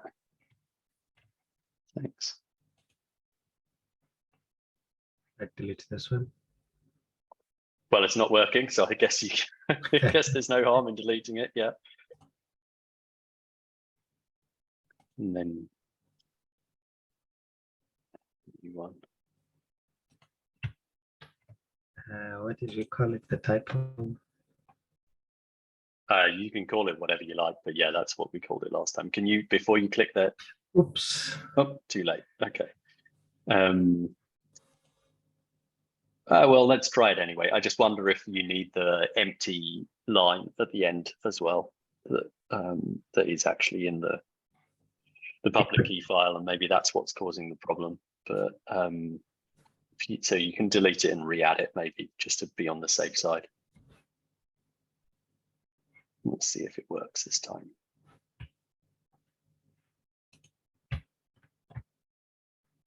just add a empty line underneath as well.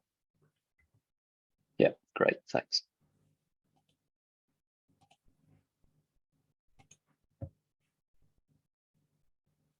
All right, go back to the terminal and try running that SSH-T command again.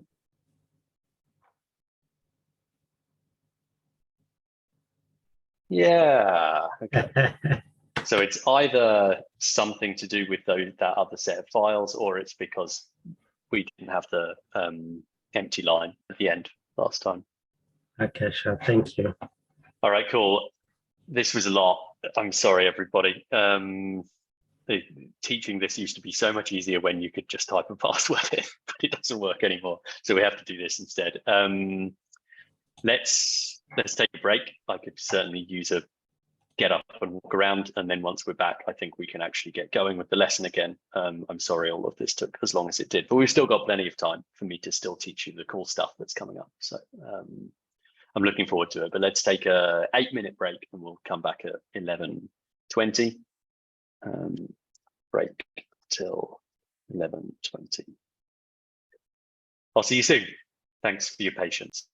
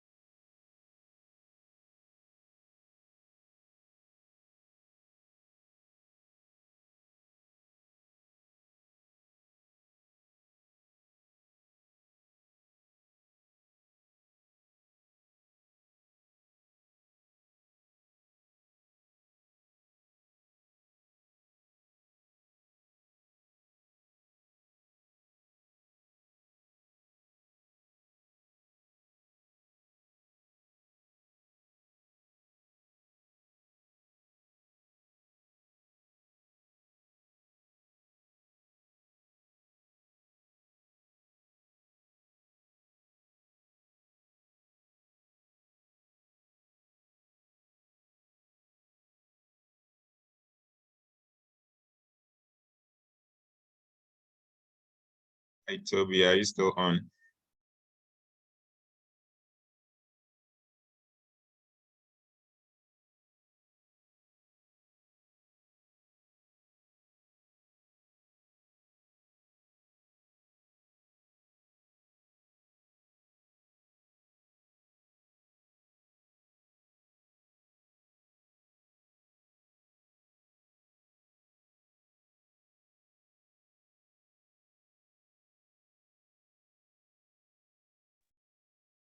All right. Hi, everybody. I'm back. So, Jimaroke, you see in the chat that you're still getting public access denied. We need to take a look, I guess, at your setup, but you can't share your screen, if I recall correctly.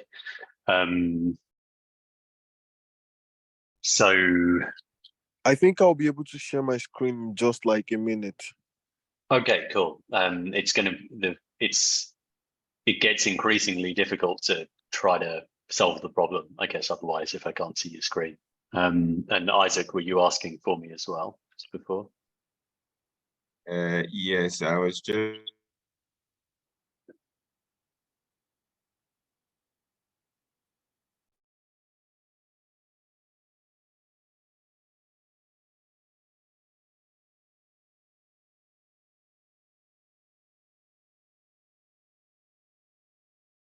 Hi, Toby. If Isaac isn't talking, can I ask for her assistance? Sure, I think Isaac's put the error into the chat. So yeah, go ahead, Charlene. So I had the same problem that the previous speaker had, and I think it might work with the key situation where you use a different key, but I just can't see my key. That makes sense. Can I share? Yeah, please do. Yep.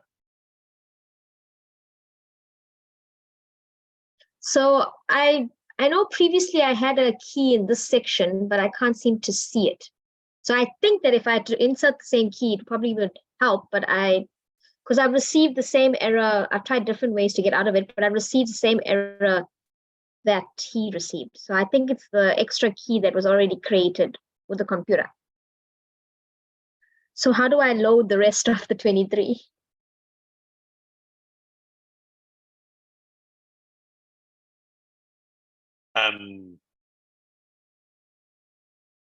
Yeah, it's a good question. I think the easiest thing might be to rerun the key generation and use the default name for the key file instead of trying to define a customized name for the file. I don't know if that was causing the problem before. I'm a little unclear, honestly, about what's been going wrong here.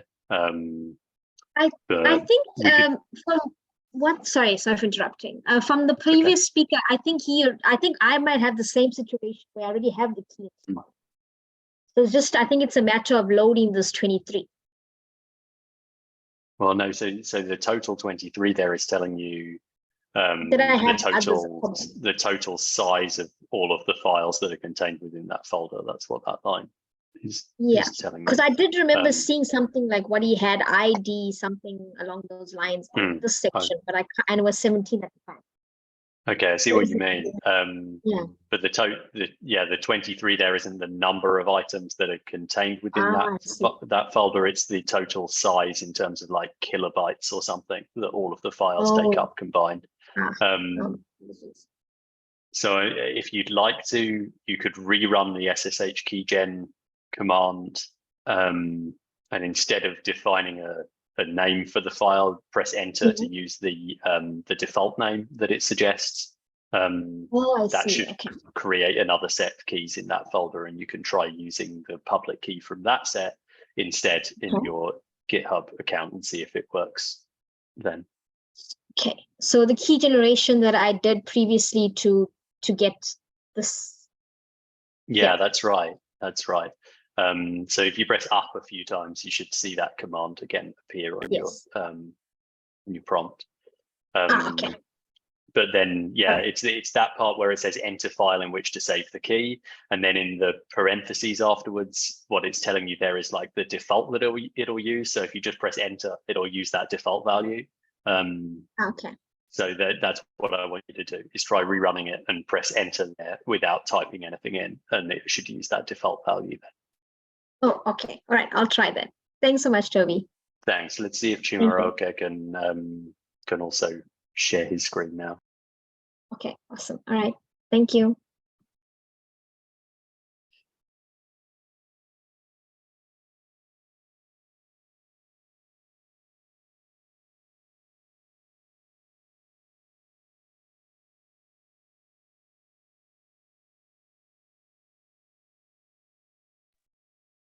Okay, looks like you're in the same position as Charlene then, Chimar. So if you're trying to talk, I can't hear you. I think you might be muted. Sorry.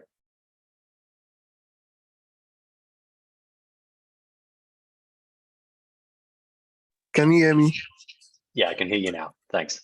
Okay. So I don't know. I did I had to run the code again for the key generation or something, and I added the key also to my GitHub, and I'm still getting the same error, permission denied. Yeah. Let's try running through the process again, and I don't know, see if somehow it works differently this time. We're going to use the default name for the key files and see if that makes a difference somehow. So can you press up a few times to get back to the SSH keygen command? There we go. Press it. Yeah, and press enter, please. Press enter again, so don't type anything in here, and we'll use the default value. Then whatever passphrase you want to use twice. All right, and so now if you press up to get back to the cat command that you had before, but instead of github_ssh.pub, change the name of the file to what was it going to be? id_ed25519.pub. Just give me a second. Of course, yeah.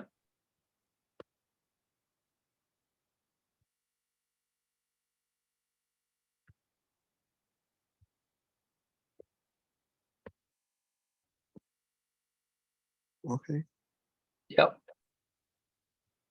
Select all of that output, and we need to. I would like to make sure that we have the empty line underneath as well. So when we paste that into GitHub, we'll make sure that there's an empty line at the end, just in case that empty line is needed for this to be read correctly. And so now if you head back to your GitHub settings, you can delete the key that's already there, create a new one, and paste this in that you've just copied, and make sure that there's an empty line at the end, and then so I didn't get that. Add that key. I didn't get the last part you just said now. So when you're pasting it into GitHub, into the box where you paste the key, make sure that there's an empty line at the end. So you've got the line of the key itself, and then a blank line underneath. When you like this blank line. Yeah, exactly. So like that blank line there as well. Yeah.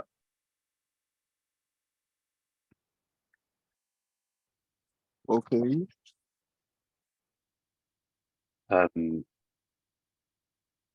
Yeah, it's been added. Okay, great. And so now head back to your terminal and run the SSH-T command again. We'll see if it works this time. Yeah, great. Yeah, okay. Thank you. So I don't know. I wish I actually knew what had been going wrong. I guess maybe it's either making sure that new line is there, or it's the name of the file. I don't know which has been causing the problem. But anyway, it looks like you're ready to go finally. Thanks. Yeah. Thanks so much. Charlene, how are things looking for you? It gave me the same, it denied it again, but I want to try and see if I can, maybe it's the line that I had a problem with. Okay. Sorry, I'm delaying everyone. It's okay. It's not, I don't think it's you. It's a it's partly the way that I've been explaining it and the mistakes that I've made, and it's partly just that it is a confusing process that it's very easy to get wrong. So so don't worry. No, I don't think it might be my computer as well. Well, I suppose Yeah, I we don't can't think it's completely you. rule that out. Yeah, but I'm still getting the same error, so I'm not sure. Can I just quickly share? Sorry. So sorry. Yes, please. Yeah. So I'm still, I don't know if it's because the computer name and then my email address for my GitHub are different. Oh, that's a good question. Okay, here's what we can do to test that. Because I was going to talk about this anyway with everybody. Sorry. So what I'd like you to do is I'm going to if you can stop sharing your screen, Okay. so that I can share mine. Absolutely. I'm going to tell everybody how to tell Git what your email address is. So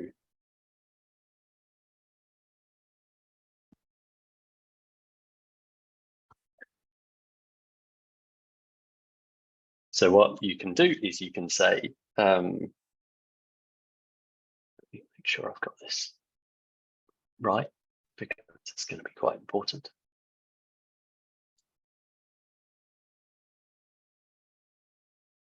Okay, so you should be able to see my terminal, and we can configure various settings for Git. We do this with the git config command, and with git config, we can use -- global to tell our computer that we want to set these settings for Git for all of the projects that we track in Git across our computer. And then we Sorry, Toby. setting. Yeah, go ahead, please. I can't see what you're typing. I don't know whether it's my setting this side or. All right, just a moment. Let me stop sharing and start again and see if that helps. Okay, and I'll clear my screen. Type git config -- global. Can you see that now, Polite? Yes, I can see it now. Okay, great. And so we can tell Git, for example, our name. So we type git config -- global and space user.name. And then another space, and then in quotes, we can type our name. So Toby Hodges in my case, but you type whatever your name is, of course, between the quotes and run that. And then you can run the same kind of command again, but instead of username, we're going to define our email address. So -- global user dot email, all one word, and then in the quotes,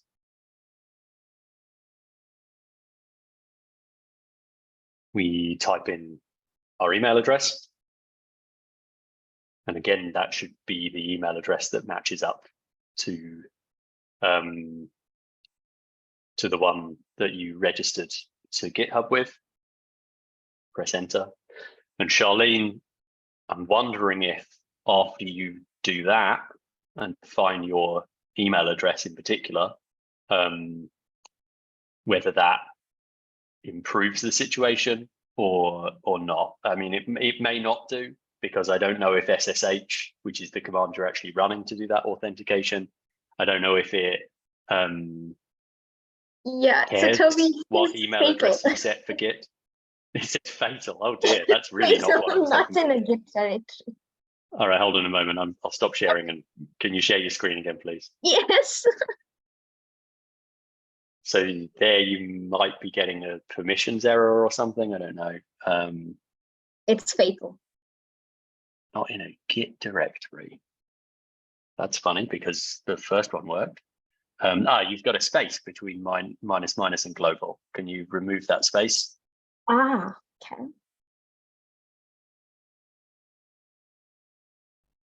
Press down. Oh, and scroll across, and there you go. Remove the remove the space. Try that again. It's not fatal. I mean, so this is why we needed to use the -- global option, because we're telling workspace. Git that this should apply across the whole system. If you don't include -- global, then it tries to set these settings for the particular project that we're currently working in, but we're not actually working in a project right now. And so that's why you would see that error. Yeah, okay, but now it looks like it worked. Anyway, do you want to, while you're still on the screen, do you want to try the SSH -T? Yes. I'm not feeling good about our chances, I've got to be honest, but it's worth a try. Oh, you need the git at github.com. So not just github.com, but git at github.com. So try adding that. At github.com? Yeah, but without the space Without between the the app space. and the, yeah. We'll get there. Is that okay? Let's find out. Okay, so you said a passphrase. I hope you remember what it is. Hey, Oh, look at that. thank you so It much. worked. All right, cool. Let's keep going. That's a relief.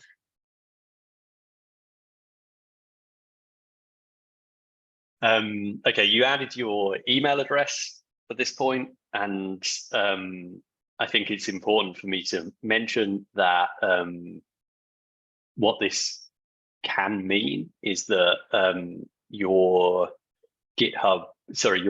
email address ends up being displayed publicly on GitHub, because we created a public repository.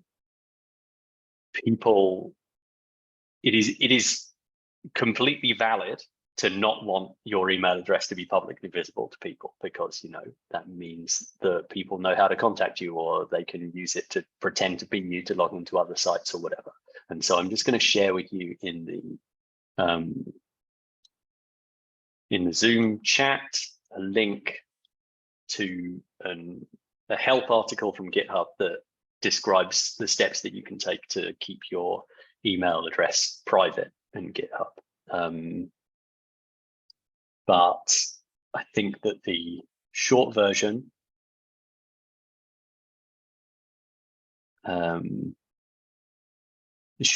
is that you can go to the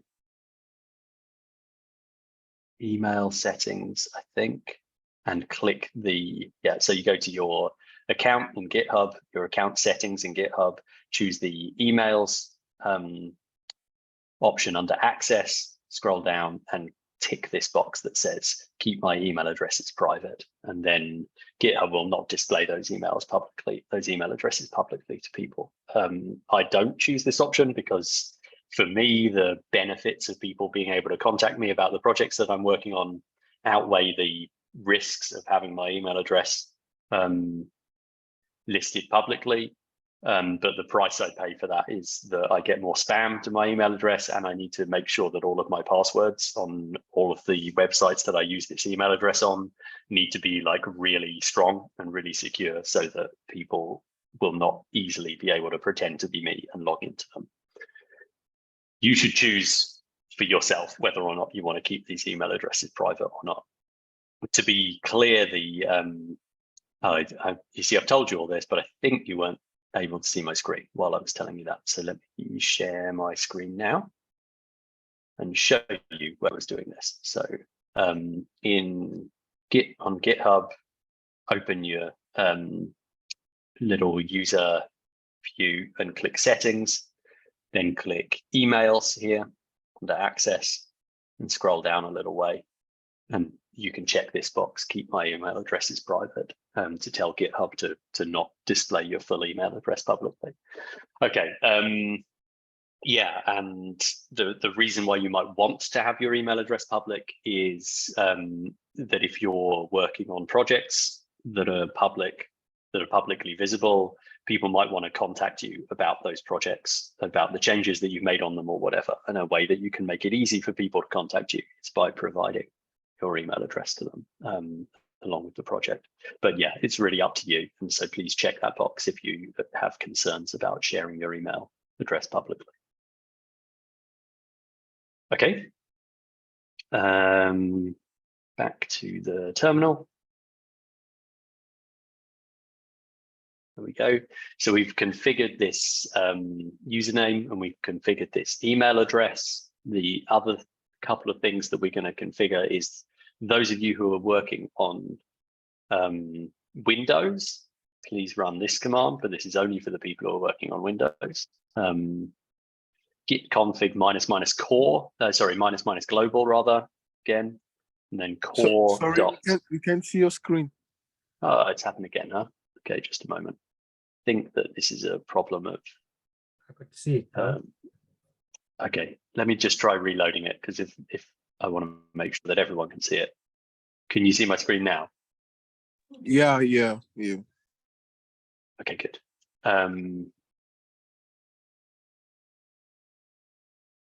So for the Windows users, I want you to also enter this command. Got put into the Zoom chat as well. Okay, so git config --, global core dot auto crlf false. Run that.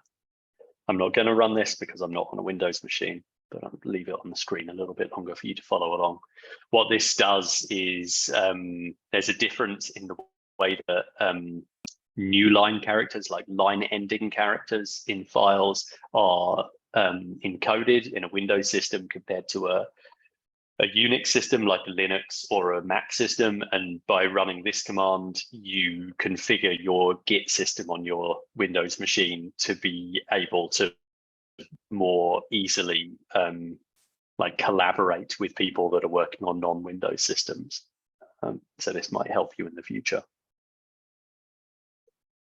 And then the last thing we're going to do is configure a text editor that we want to use by default with Git. So git config --, global again, and this time it's core.editor. And I should share on this page, see the table on for instructions to configure your favorite editor. Right, so I'm going to use, and if you don't have a favorite text editor, and if you're learning to work on the command line and things like that for the first time, I recommend this one, nano -w in the quotes.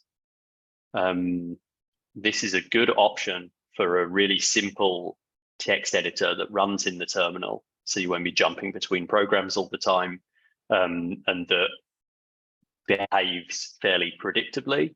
I have provided the link in the Zoom chat if you already like to work with, I don't know, Notepad++ or Vim or Emacs or something, VS Code, you're already really used to working in that environment, then you can find in the table on that page what you should put in for this configuration to use that text editor. But if you don't have a particular preference for text editor, I highly recommend that you take this Nano approach for now, because Nano is a really straightforward text editor to work with.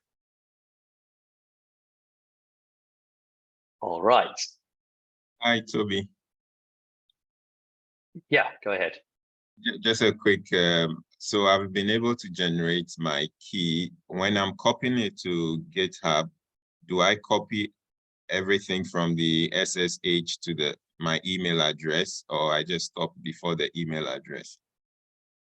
No, you need to include the email address as well, yeah.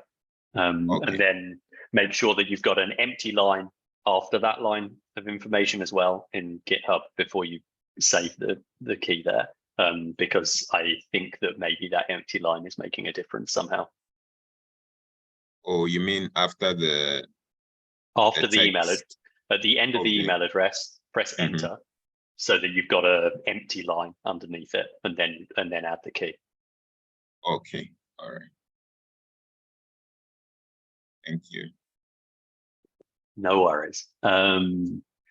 And then the last bit of configuration, I think I said before that the editor was going to be the last bit, but I was wrong. There's one more that I want you to do, which is, sorry, I think I'm going to sneeze. Am I going to sneeze?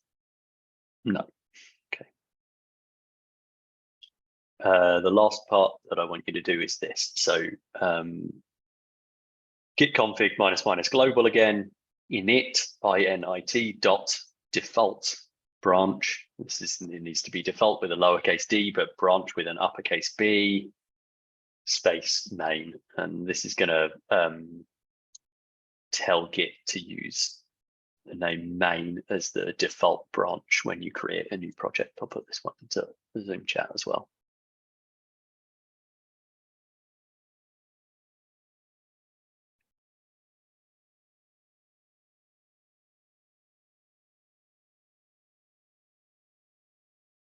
All right. And when you've set your username, your user email, your core editor, and your init default branch, then we're done configuring Git, and we can actually go back to our project and get on with running now, shell script and stuff. I'll leave this up for a little bit longer before we catch up.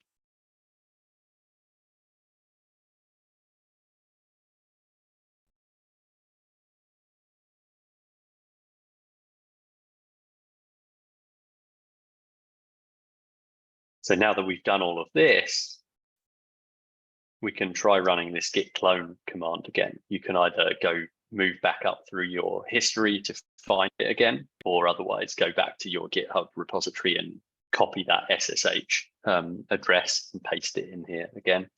You should end up with something that looks a bit like this.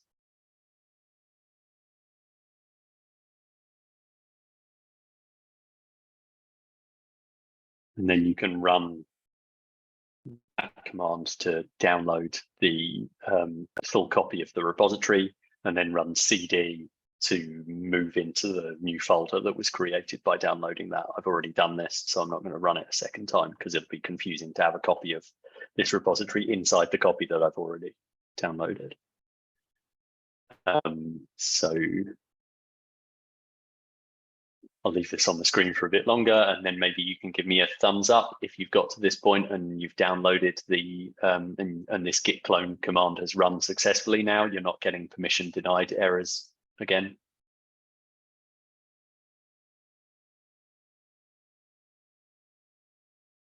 That's great, Chimaroke. Thank you very much.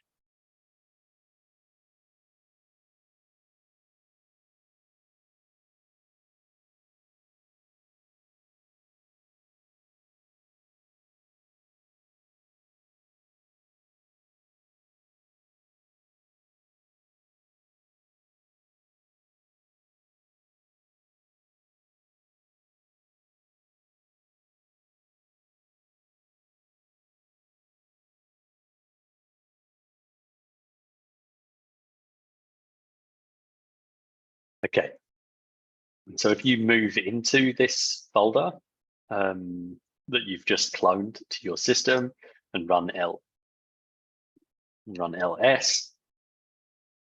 Okay, I need to remove those SSH keys that I created. Just bear with me a moment. So I'm running rm, which is the remove command. I'm using -r to do repetitive, and then going to delete anything that starts GitHub with SSH. Now I run ls. Okay, I've got these two files, which are the two files that we saw in the repository on GitHub and that we created in the repository on GitHub. If I run ls -a, which you hopefully remember from before, I told you lists hidden files as well, so folders that start with a dot as well as the ones that don't. Then you'll see we've got dot, which is a kind of special token that means this current location right here. We've got dot, which, as you learned earlier in the workshop, means the location, the folder above the one that I'm currently in. So the folder that contains the folder that I'm currently in. And then we've also got this .git folder here. And any folder in your file system that contains one of these .git folders, that means that this is a project that's being tracked by Git. And what's contained within that folder, we can have a quick look. So ls.git is a whole bunch of files and folders that do a bunch of kind of magical technical things that keep track of those changes and the versions of the files over the whole history of your project. And we can prove that this is a project that's being tracked by Git by running, for the first time, probably the most important and helpful of all of the Git commands, Git status. What Git status tells us is the current status of the project that we're working on, or the folder that we're in. So we run Git status, and we get some output that looks like this. On branch main, your branch is up to date with origin main, nothing to commit, working tree clean. Okay, so what? That's all a bunch of jargon, I suppose. But this last part, nothing to commit, working tree clean, and this part that says up to date, effectively means there's no changes since you last did anything. And this part, your branch is up to date with origin main, is telling you that the status of your the last time that Git checked, the status of your local version of this project is synchronized with the status of the project at the place where you downloaded it from, so on GitHub. So basically, the files that you've got here on your local computer match the files that are on the GitHub repository. That's what this is telling you. And we're going to run this Git status command a lot of times today.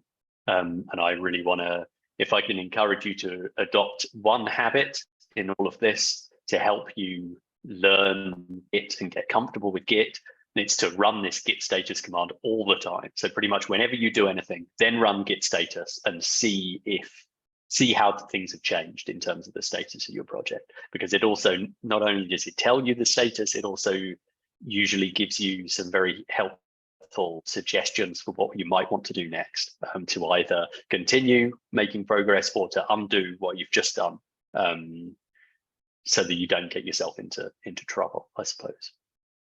All right. But if you remember, like an hour and a half ago now or something, I told you that the reason why we wanted to create a local copy of this project that we're working on is because we want to try testing out this shell script that we wrote. We want to actually run it in our on our computer to see if it's doing what we want it to be doing. So let's remind ourselves of what's in that shell script. So cat get person details.sh, press enter. This shows us the content of that file. It's got this echo command that's supposed to provide some kind of logging information, and then it runs grep with the first argument and the second argument. And so what we need to provide to this script is but the first argument that we provide is the pattern that we want to search for, and the second argument that we need to provide is the file that we want to search in. So we can try running this, but the problem that we have right now is that we don't actually have any files to search in. So what I would like you to do is go download the example data file that we're going to use today. I've just seen Isaac's message in the chat. So Isaac, that is not a message that I've ever seen before. I think I'm going to need to search the internet to find out what might be going wrong there. So what I'd like everyone to do is follow the link I've just put into the Zoom chat. I'll put it into the Etherpad as well, just in case. Download the example data file here. And that's a zip archive. So once you've downloaded it, you're going to need to unzip it and save it into this folder that you've just cloned. So make sure that it's in the same location as your shell script in your README file. I'm going to go and do the same thing. So you won't be able to see this, I guess, but I'm heading to my downloads. I'm unzipping the file. And I want to take the file called persondata.csv and put that in the same place on my file system as the shell script and the README file that I've cloned from GitHub. You don't need to copy all 3 of the files that you've unzipped there, only the one that's called persondata.csv. Sorry, where should we copy it to? Copy it into the folder that was created when you cloned the repository from GitHub.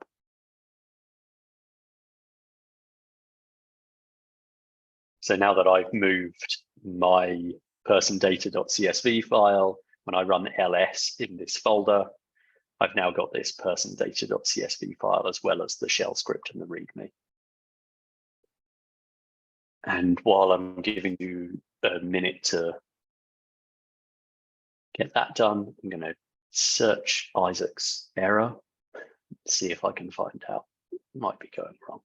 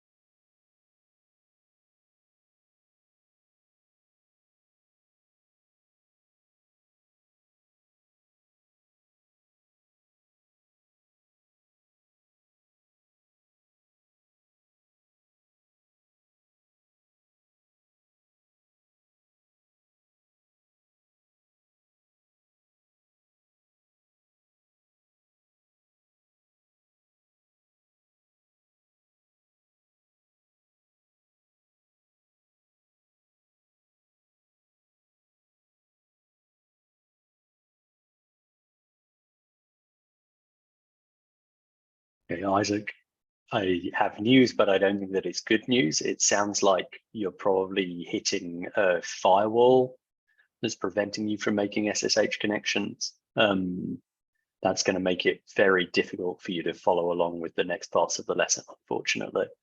I don't know if you're able to deactivate the firewall on the system that you're working on yourself, or if you'd need someone else to do that for you. But with that firewall set up, if it's really blocking people, if it's blocking you from making SSH connections to external servers, then you're not going to be able to communicate between your computer and GitHub in this lesson. And it's going to be very hard for me to help you solve that problem myself, I'm afraid.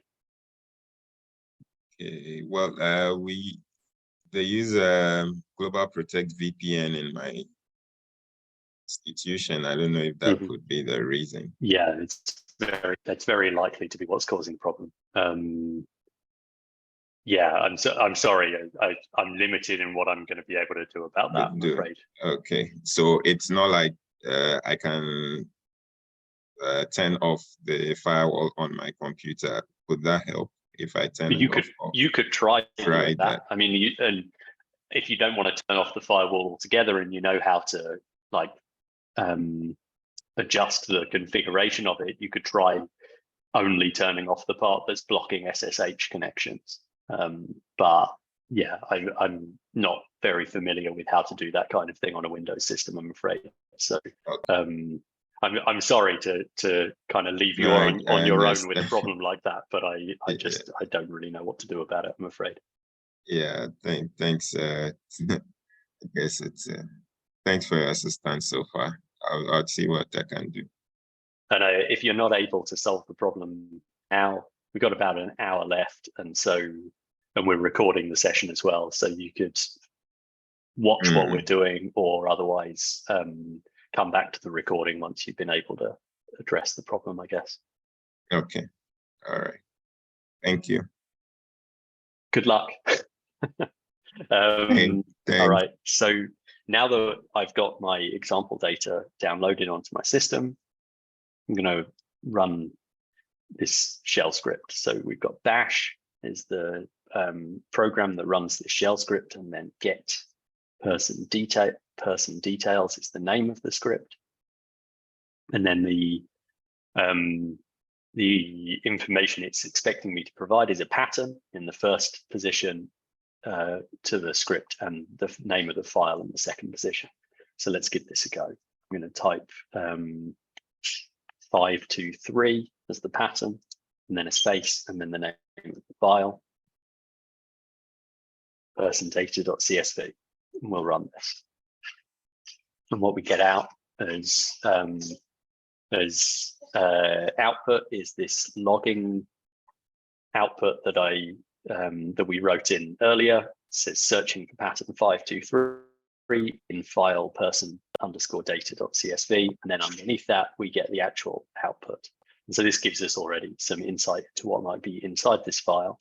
Let's have a look at the first lines of this person data file. Person data head persondata.csv. We can see that this is a CSV file. At the top of it, it says first name, last name, email, phone. And then we've got this person, Richard Evans, an email address, and a made up phone number. This is all, in case you're worried that you're working with people's personal data, this is all randomly generated personal data that I used a website to create yesterday. So these are not like actual phone numbers of real people. You don't need to worry. But yeah, so that's what this file contains. And if I run wc -l, so count the number of lines in that file, we can see how long it is. So person wc -l persondata.csv. You see that it's got 1,809 lines in it. All right. And so what was happening when we ran our script was that first it was using echo to output this logging information about what's going on. And then grep is this program that searches for a particular pattern in a file. And then by default, what it shows you is the lines within that file that contain that pattern. And so we got that logging output, and then we got all of the lines in the file that contain the pattern 523. And you can see that each of these phone numbers contains somewhere in it 523. So this one, and the first one, it's at the very beginning of the phone number. And with these two, it's somewhere in the middle. So here's 523 and here's 523, for example. So that's how our script is working. We've tested it on this data and it seems to be working okay. Now let's run git status and see how things are looking. So now it says the branch is up to date still, but underneath it says untracked files. And then in parentheses, it says use git add file to include in what will be committed. And we get our name of our data file included here. It's shaded in this kind of red color for me. I don't know if that's the same for all of you. It depends a little bit on how your system is configured, whether you get this coloration in the output, but the text of the output should be broadly similar, at least. The exact wording of the kind of output that you get from git status and other commands varies a little bit from version to version of Git as well. So perhaps you're seeing things not exactly word for word the same, but the overall message should be the same. And that overall message is there's this new file in your folder that Git hasn't seen before, and therefore hasn't seen it before. It's not tracking changes to that file. And we can use git add and then the name of the file to tell Git to start tracking the changes to that file. So let's do that for a bit of practice. We've got our file in there, run git add and then the name of the file, persondata.csv, and press enter.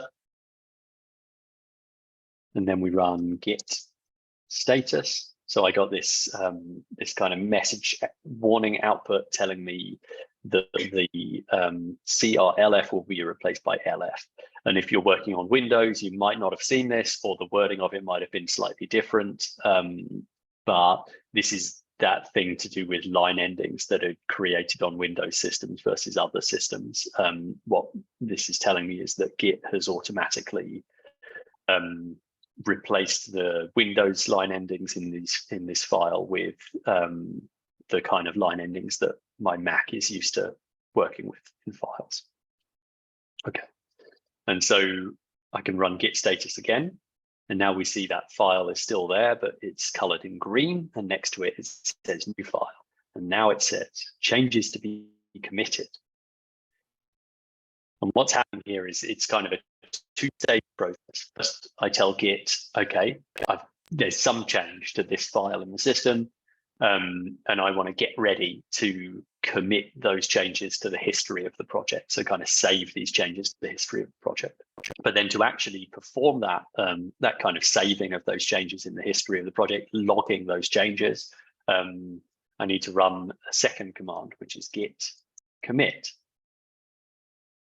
And what git commit means is, okay, I've made this set of changes, and now I want to store all of those changes as a set of changes in the history of the project. So when I press enter, what's going to happen is the text editor that I configured with Git, that I configured for Git to use, so in my case, Nano, is going to open. And the reason that that text editor is going to open is because Git wants me to provide one of these commit messages.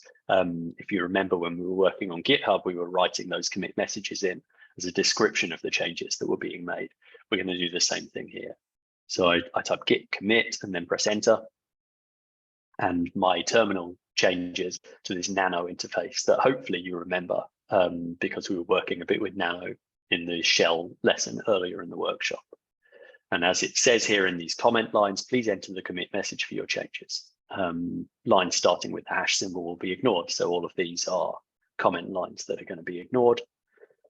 And the point is that where my cursor is above these comment lines that begin with the hash, this is where I should type the commit message, the description of the changes that I'm making. So added an example data file, for example.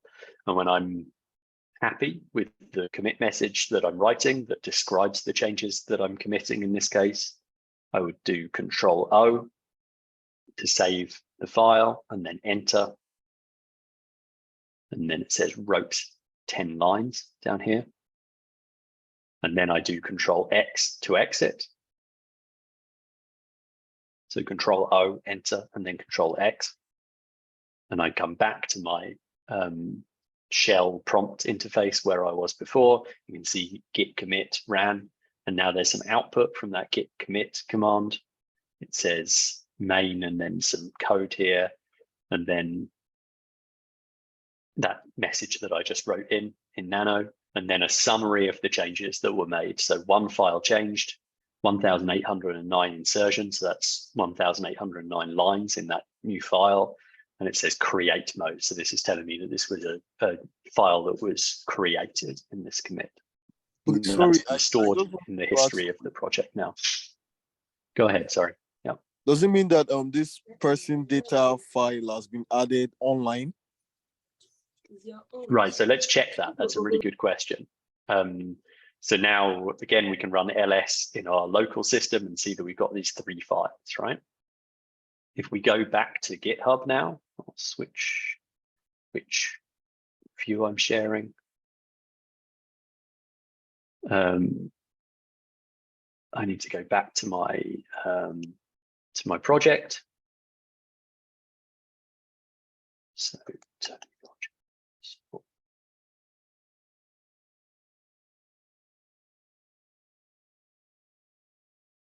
and it's this one. If I go back to my project, or if you were already there, you could refresh your page. You'll see that there's still only 2 files listed there. And in a minute, I'm going to show you how to sync your local version of this project back up with the version that you've got on GitHub. But that kind of synchronization between your local version and the what's referred to as the remote version on GitHub, that doesn't happen automatically. You need to tell Git to synchronize back up between the 2 places.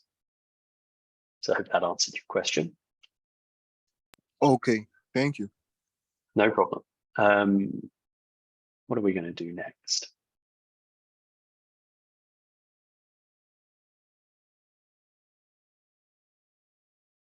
All right, so we ran the script. I guess I'm going to show you, if you remember, I showed you on GitHub how you could look at the history of the project and see the list of all of the commits that have been made up until that point. You can do the same thing with your local system by running the git log command. If I run git log and press enter, then my screen gets taken over by the history of the project. And there's a lot of information here as well. Git tends to provide you with a lot of information, and it can be a little overwhelming to begin with. But we've got commit and then some long string of letters and numbers here. The author, that's me. The date and time when that commit happened, and then the commit message itself. And you can see as you look through this full history using the up and down arrows, you can see each of these commit messages. So there's the one that I just made most recently, where I added the example data file. And then there's the previous ones from GitHub where we added the logging information to the shell script, and the commit where we created the shell script in the first place, and so on. Yeah, sorry, go ahead. Yeah. Disturbing you. I can't seem to see your terminal. Okay, I'll stop and start again. Thank you. Sorry for disturbing. No, that's okay. Thanks for telling me. Okay, can you see it now? Yes, I can. Thank you. Great. Okay, so I ran git log to get that output, and yeah, so this is that git log output, and it kind of shows the complete history of the project. In this case, there's only 6 commits or something, but if you download a very large project that's been around for years, you can run git log and you can see the history of all of the changes that have been made to all of the files in that project right the way back to when the project was first created, no matter how long ago that was. All right. So let's have a bit more practice with this git add, git commit pattern, because that's something that you're going to be doing pretty often.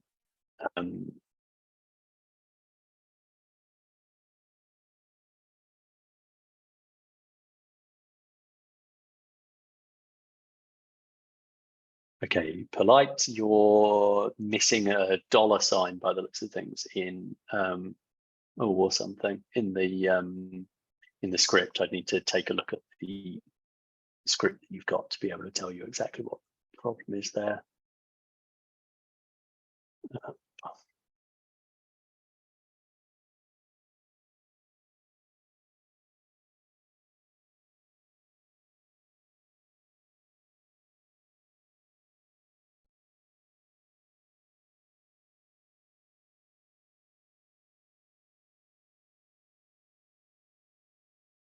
Okay, yeah, you're missing the pattern is the problem. So hold on a moment. Let me show you the command as I wrote it before. Can you still see my screen? Yes. Great. So when I ran the bash script, you're missing the 523 in the middle of the command.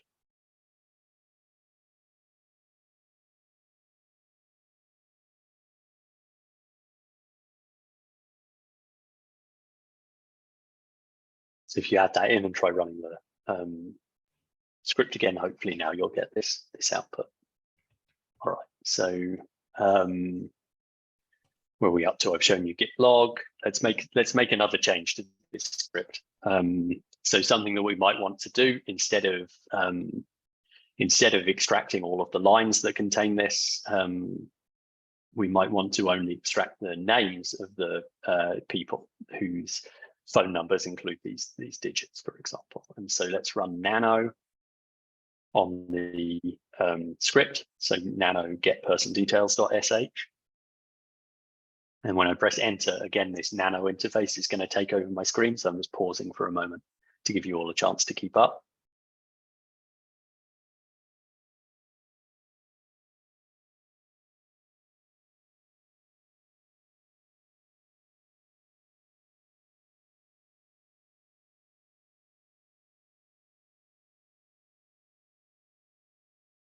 Okay, so now I'm running nano, as well as running grep like this. We're going to pipe the output of that grep command to a new command that I think you haven't seen before, which is called cut.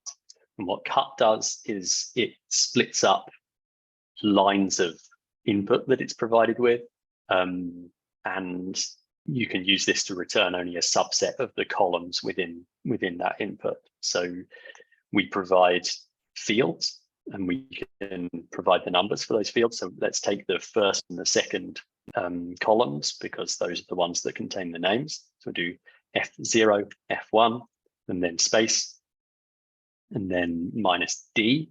And D, the option here is where we can tell cut what the delimiter should be for the to define where one column ends and the next column begins. And so in this case, because we're working with CSV data, we know that the delimiter is a comma. So we do minus D and then the comma sign symbol like this. And so we've added this to our script to pipe the output of grep to this cut command and try to get the first and the second columns. Let's do Control-O to save the file, enter, and then Control-X to exit nano. Sorry, I didn't get the script, like the code. I didn't get what it does actually. I'm so sorry about that. No, that's okay. So what grep does, so what echo does is it prints whatever you tell it to out to the screen. So in this case, it's going to, when we run the script, it's going to say searching for pattern, whatever, in file, whatever. And these two things, $1 and $2, are provided to the script when we run the script. So $1 will be the first thing that the first piece of information we give to the script when we run it. And $2 will be the second piece of information we give to the script when we run it. And then grep is a command that can be used to search for a pattern within a file. And what it does is it outputs all of the lines in the file that contain that pattern. So again, we're using $1 and $2 to access that pattern and the file name.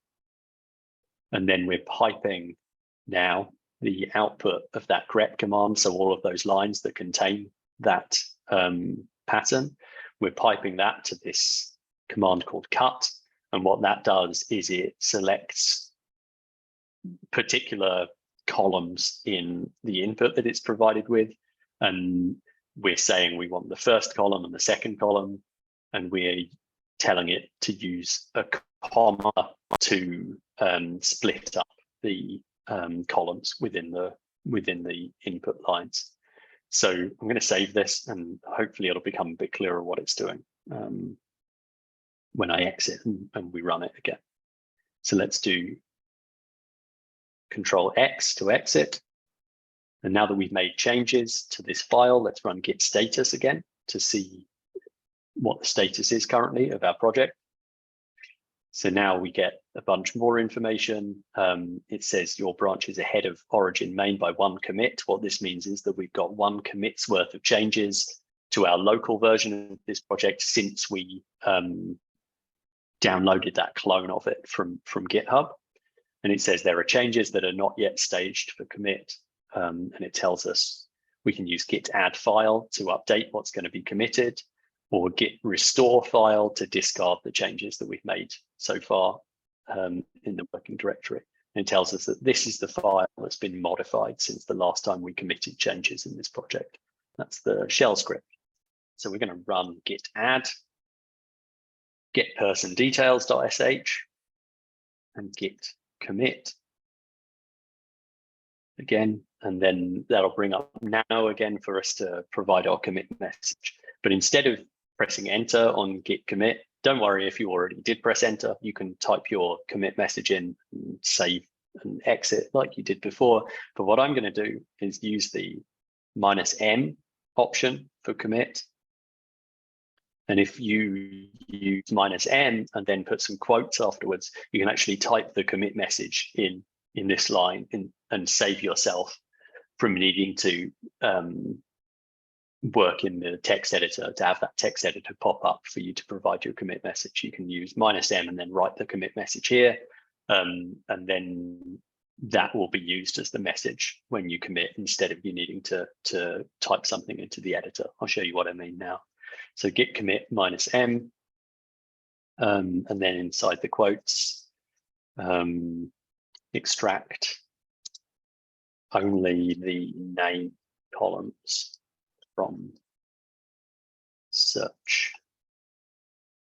results. So that's what I'm describing the commit as: to extract only the name columns from search results, and press enter. You'll see that this time the nano editor didn't open, asking me to insert a commit message because I'd already defined what that was going to be inside the quotes with this -m option. And then if I run git status again, we'll see that things are back to normal, but now I am ahead of the version that's on GitHub by 2 commits because I've made a second commit since we cloned.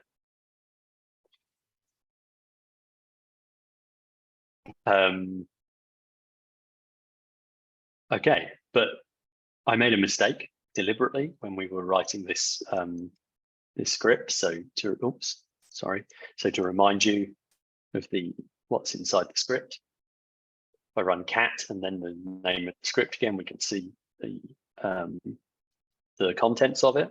Let's try actually running that script again. So the same as we did before. So bash get person details.sh 523, and then the name of the data file, person data.csv. If I run that, I get the logging output searching for pattern 523 in file person data.csv. But then I get an error message from cut that says values may not include 0. And the mistake that I made is that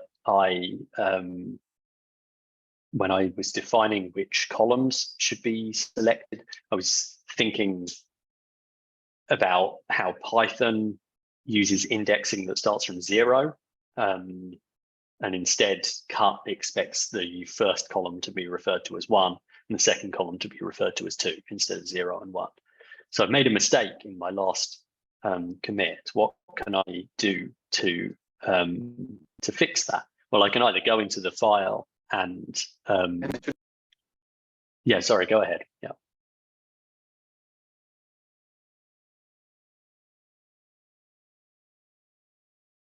Yeah, so Leonard, you've got the same error that I've got, which was intentional. So that's good. I'm going to show you how to fix it in a moment. Did anyone else have a question? I heard someone start speaking, I think.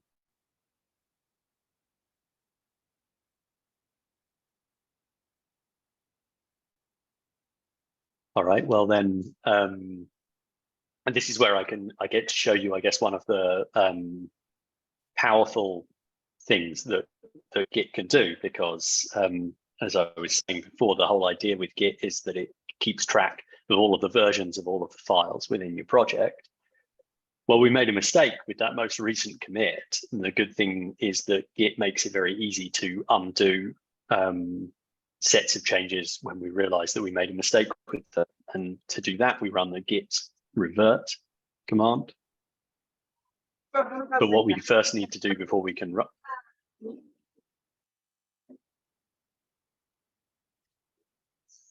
Yeah, does someone have a question?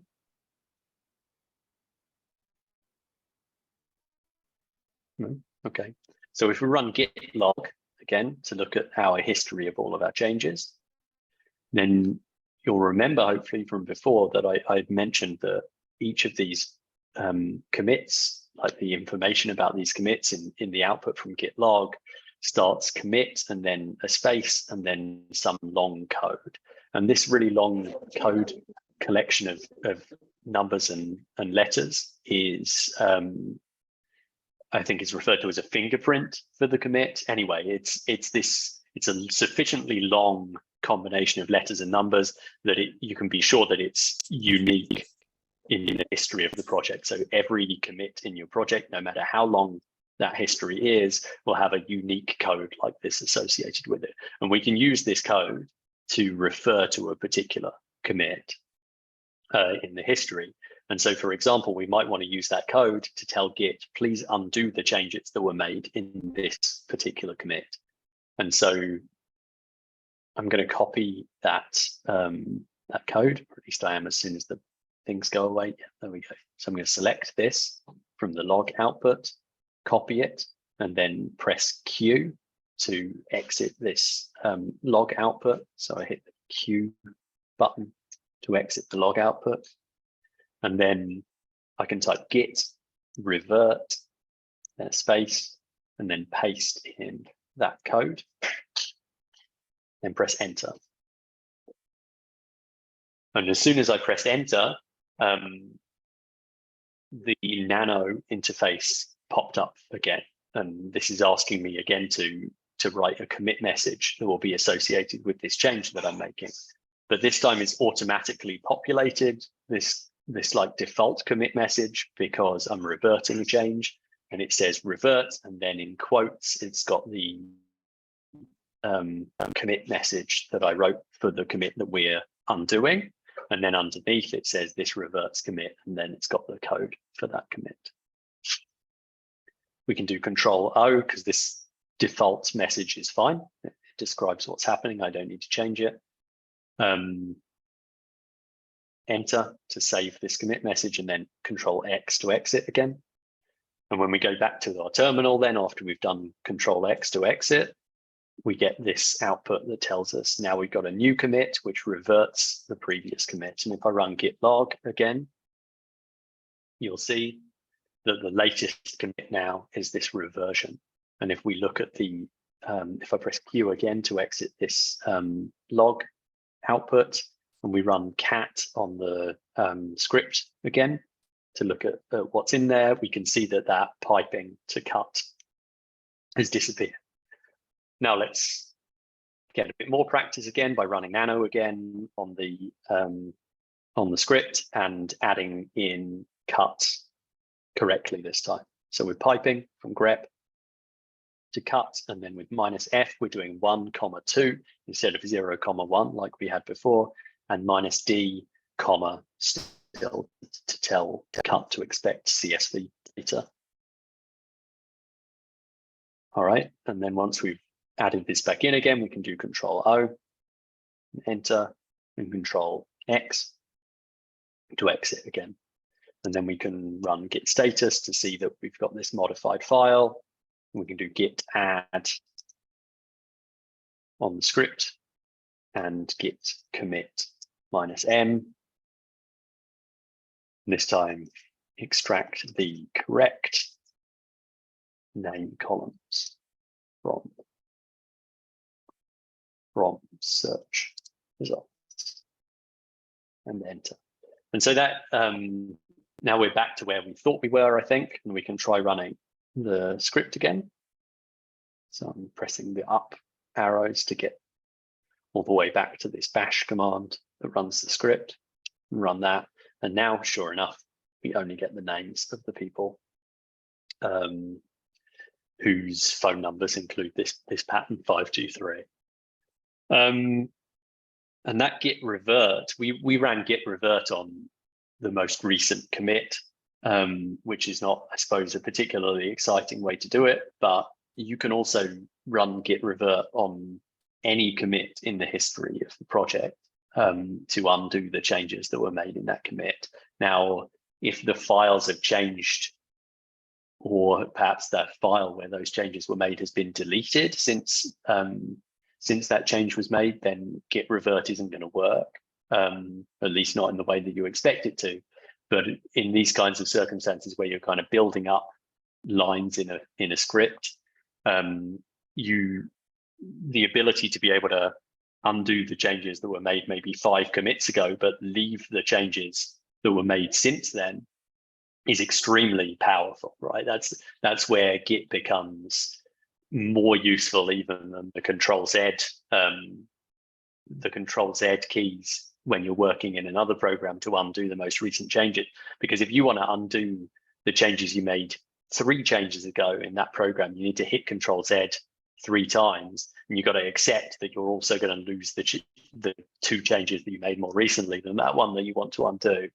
Whereas with Git, if you use git revert and specify the particular commit that you want to undo, it's going to leave the other changes that you've made since then in place and only remove those changes that you made 3 commits ago or whatever, which is a really nice thing to be able to do. All right, I promised you a while ago that I was going to show you how to sync these changes back up with GitHub. So let's do that now. We've made some changes to our script. We've committed some changes in our local system, and now we want to sync everything back up with what's in the GitHub repository that we originally downloaded everything from. So let's do that. We do this synchronizing backup by running git push. We're pushing the most recent set of changes to the GitHub repository. The GitHub repository where we cloned things from is referred to as origin by Git. So this is the default name that's given when we clone down a repository in the first place. The place where we cloned it from is referred to as the origin for that repository. So we're saying we want to git push to origin. And then we also need to specify the name of the branch that we want to push. And we've only got one branch in the moment. I'm going to talk about what branches mean later on anyway. But for now, you can type in main. So git push origin main, and then press enter. And if you do that, you should see some output that looks something like this. Bunch of jargon again and numbers. Don't really need to worry too much about it. But the important thing is here, right? To GitHub, and then my username and the name of the repository. Now, if I stop sharing this terminal, start sharing the browser again.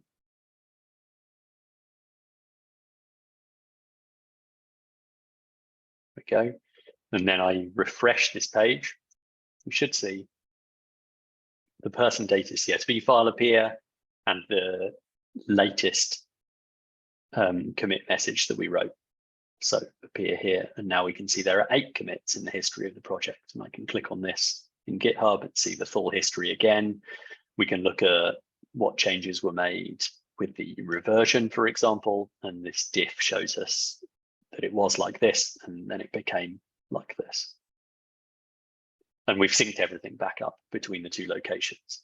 So one way that you can use that you can make use of this pattern, you're working on maybe your Python scripts or something locally, you might set up a GitHub repository to store those Python scripts, and you would push the changes that you're making locally to that version on GitHub. And one way that would be helpful to you potentially is that it provides you with effectively a backup of that work, so that then if something happens to your laptop or your computer that you're working on, and you lose access to those scripts or your data files or your PhD thesis or whatever on your local system, well, the good news is that it's backed up on GitHub, and you can download a new copy of that repository to a new computer or whatever and carry on working where you left off. And so you've got this nice backup and the kind of peace of mind that gives you. The other thing that it makes it much easier for you to do is to share these files with other people, of course, as well. If you push these to GitHub, like I did with the example data delta, you can then provide people with a URL to that repository, and they'll be able to access those files and download them as well. And then the third thing that it's very helpful for is if you want to work on multiple computers, and then when you push stuff to GitHub and then you get home, say, and you want to carry on working on your Python scripts, then you can download the latest version of those scripts to your local computer at home, and you can carry on working on your scripts. Of course, I don't recommend that you use this as a way to make sure that you're constantly working, whether you're at work or at home. You should definitely take time off to relax as well. But if you want to be able to synchronize up versions of files between different systems in different locations, then doing it via GitHub is a really kind of nice workflow to be able to follow. Okay, so that's how we sync up in one direction. And in a moment, I'm going to show you how to sync up in the other direction, make changes on GitHub, and then bring those changes back to our local system. Before I do that, let's make one more set of changes locally. So I can show you one other thing that you can do locally. So stop sharing the web browser. Start sharing the terminal. Just saw something pop up in the chat as well. Look.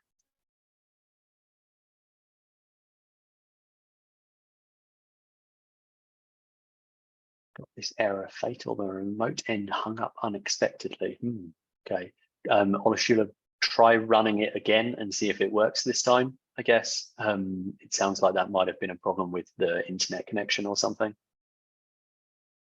And let me know if you're still having the same problem. Okay, so we're going to use Nano again to edit our script again.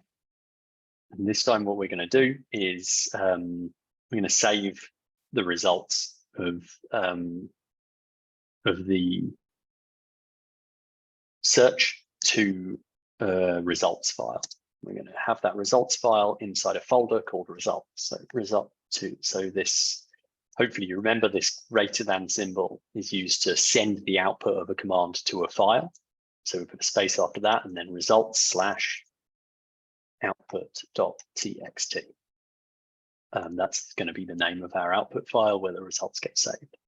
And so then once we've made this change, we can do Control-O to save and Control-X to exit again. I'll wait for a moment to give you all a chance to follow along.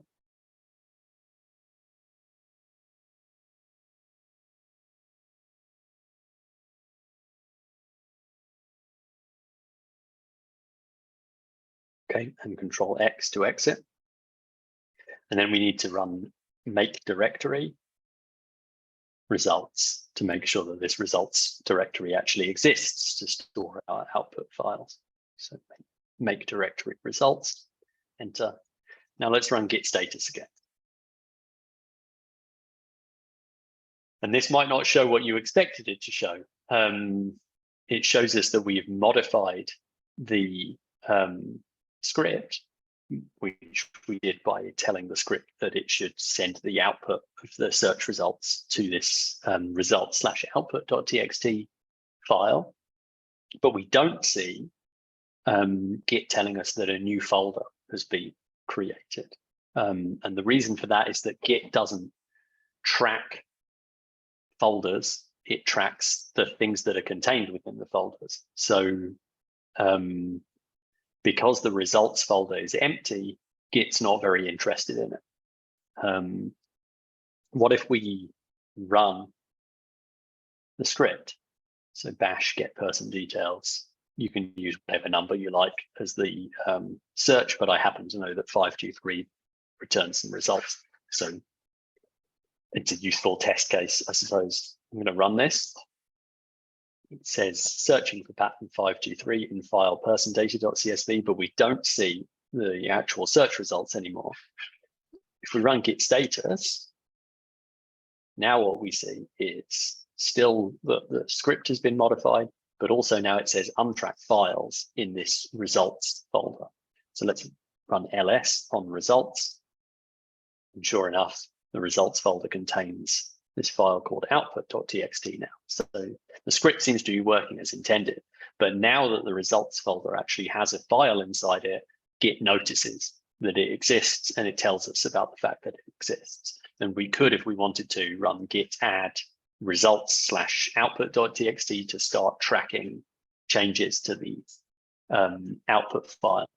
But usually in cases like this, where we're working on a script and the script produces some output, the thing that we want to track the changes to is the script. We don't usually want to track the changes to the output because that output's going to change every time we run the script under different conditions. Let's say instead of searching for 523, we want to search for a different number or a different pattern altogether, or we want to search on a different input data file instead of this person data.csv file. Any of those changes that we make to the command that we're running is going to result in changes being made to the output file. And then Git's going to say, hey, this file's changed. Do you want to track that in your project history? But really, the project is about the script that we're developing, and it's not really about the output of the test cases that we are running to make sure that it's working okay. And so in circumstances like this, to avoid our history of our project growing really quickly, and also to avoid the size of the repository from growing really quickly, we want to ignore the changes that are being made to certain files. And results files are a really nice example of the kinds of things that we want to ignore. The good news is that we can easily tell Git to ignore changes in particular locations. And the way that we do that is by creating a file that's called .gitignore. So remember what I told you before, that file names that begin with dot, those are hidden by default, right? So we'll create this file and we won't actually be able to see it if we run ls, unless we remember to run the ls-a option that will then show files that begin with files and folder names that begin with a dot. So let's run nano.gitignore, and inside this gitignore file, we can tell Git things that it shouldn't pay any attention to. So we can put here results and then a star at the end. So anything that starts results in this folder will now be ignored by Git, and any changes that are made to any of the files that are in there, Git's not going to care about, it's not going to bother us with. And then we press enter to have a new line afterwards as well. So the file should, oh, it had one already. The file should end with an empty line. And then we do Control O to save the file. It should be called .gitignore, all one word. And press enter, and then Control X to exit. And let's run git status again.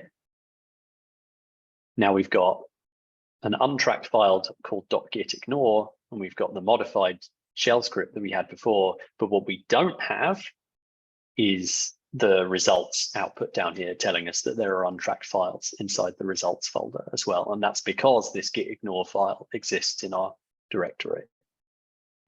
But now what I've done is engineered a kind of situation where we've got two changes that have been made simultaneously. We've got the modification to the script, and we've got the gitignore file. And those two changes have been made for pretty different reasons. And this is a nice example of where we want to use git add to add one of these files, and then git commit to commit the changes to that file, but not commit the changes to both files together in a single commit. Let me show you what I mean, and hopefully it'll become clearer why this would be a good idea. So I can run git add, and then the name of the script, which is get person details. I'm going to press tab to auto-complete it and enter, and then git commit with the -m option again.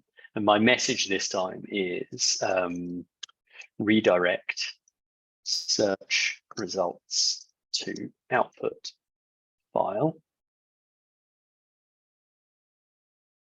and enter. And then git status tells me that I still have this untracked .gitignore file, but there's no modifications since I last committed to the shell script anymore. And now I run git add .gitignore and git commit -m ignore results folder.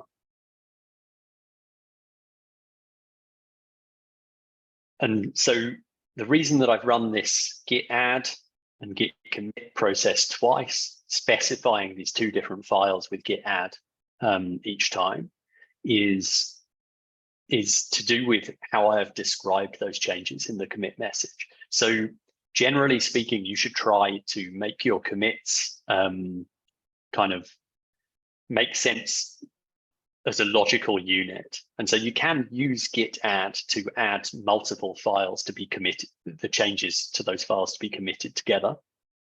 But you should only do that where the changes to those different files make logical sense to be packaged together.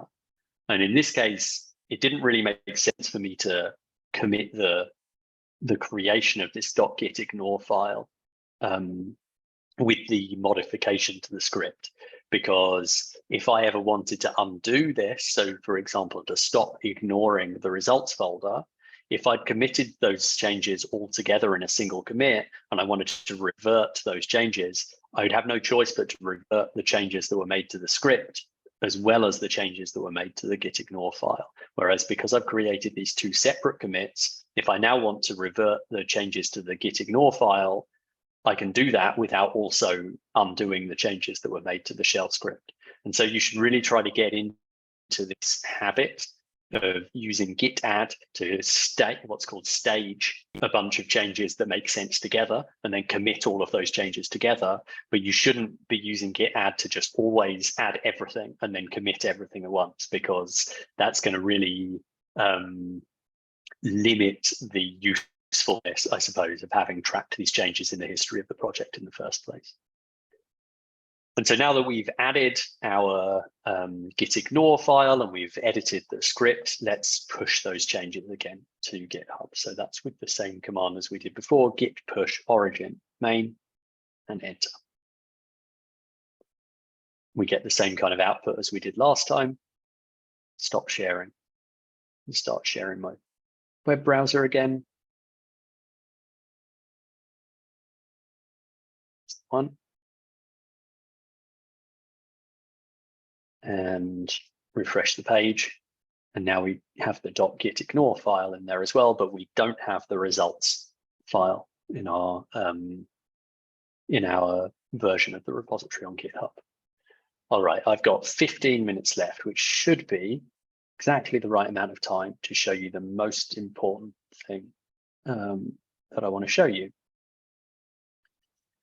I mentioned before that you can use GitHub to collaborate with other people so that they can also edit these files as well as you.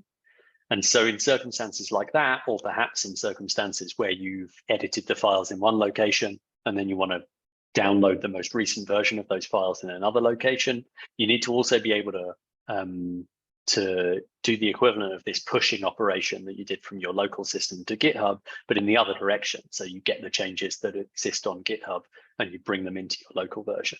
And where we've used git push to move changes on our local system to GitHub, it makes sense that we use git pull to do the opposite. So to pull the changes that are there on GitHub to our local system.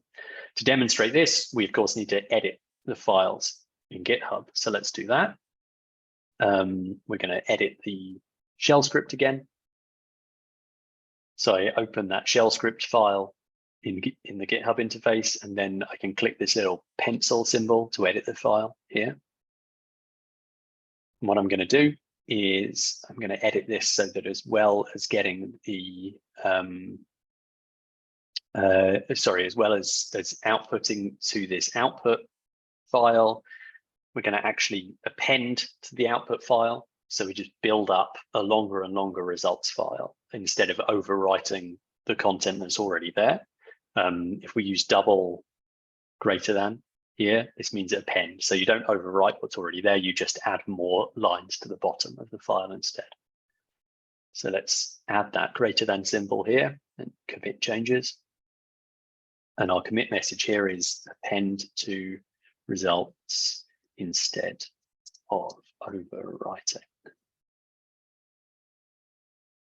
And we commit the changes here. See the commit message. Leave this up for a moment before I go back to the command line so that people have a chance to keep up.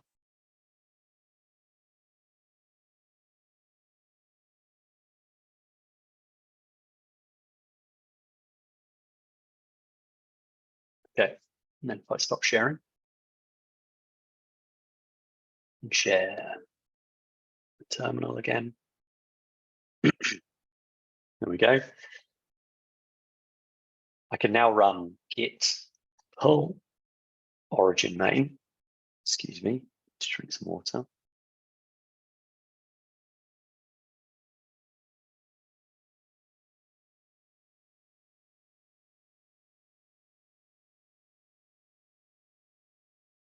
Okay, so this is the same structure of command as we had before, but instead of git push origin main, we're doing git pull origin main. So again, we're saying I want to pull from the origin of this repository, which was that repository on GitHub, and I want to pull the main branch. And if I run this, then I get some output that looks like this, and it tells me a bunch of jargon again that we can usually ignore. And it says fast forward, and then it says get person details.sh, and then there's a pipe symbol, and then the number 2, and a plus and a minus. What this is telling me is the number of changes that are being made.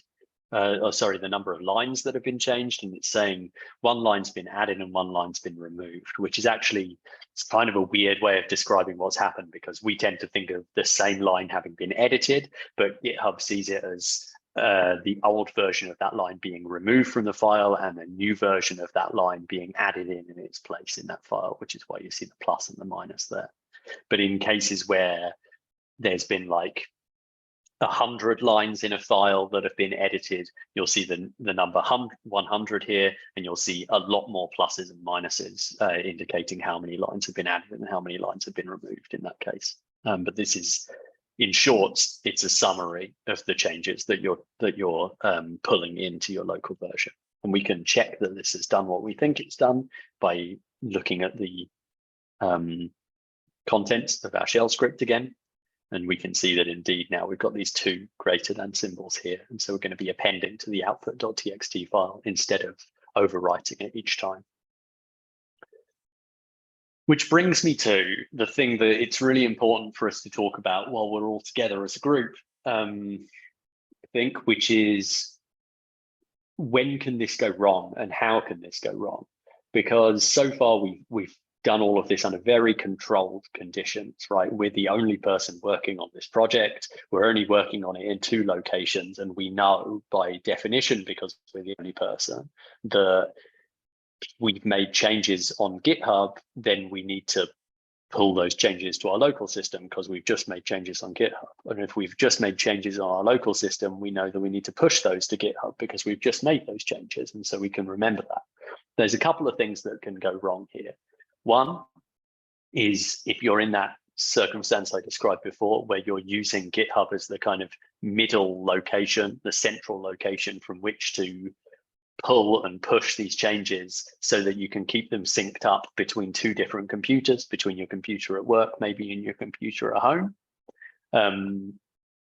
then it raises the possibility that you might make some changes on your computer at work and then forget to pull those changes to your computer at home and make more changes to the files on your computer at home.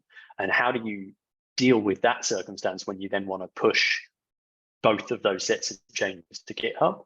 Similarly, if you're working with somebody else, or perhaps you're still working on your own, but you just kind of forget that you made some changes. But if you're working with somebody else, they make some changes on their local version and they push those changes to GitHub. And then you make some changes on your local system, and then you try to push your changes to GitHub. What happens, and how do you fix the situation where there's actually conflicting changes that are being made by these 2 different people? Well, we're now going to engineer that circumstance so I can talk you through how you solve that problem.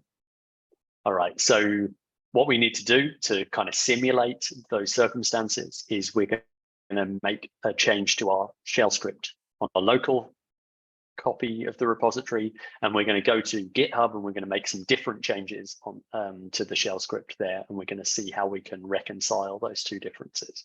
So I'm sharing my terminal now. So we'll start off working in the terminal and then we'll go to GitHub and make changes there. Let's edit the shell script again using nano again. Hopefully you're getting familiar with this kind of pattern. What we're going to do with our local version is, instead of getting the name of the people where the pattern matches, we're going to get their email address instead, which is the 3rd column. So instead of cut 1, 2, we're going to take the 3rd column instead. So I've edited this line. I'm going to do Control O to save and Control X to exit. And then I'm going to do git add to stage these changes for commit, and git commit -m, take email address instead of name, and commit that. And then I'm not going to run git push, okay, because we need to simulate this situation where changes have been made in 2 different locations. And instead, I'll stop sharing.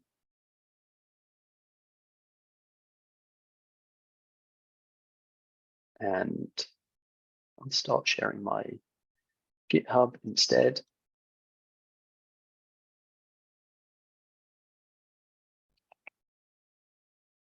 There it is.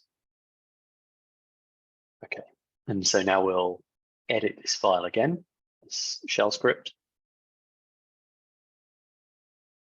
And here, what we're going to do is, as well as taking the name, we're going to take the first name, the last name, and the phone number in this case. So we're saying we want column 1, column 2, and column 4.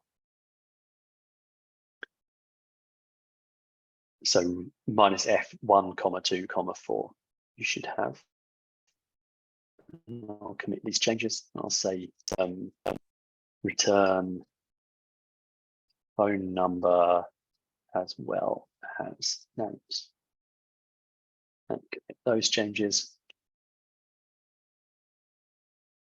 And so now what's happened is this file, this shell script, and specifically the second line of this shell script has been edited on GitHub and also on our local version, but in 2 different ways. So now let's go back to the terminal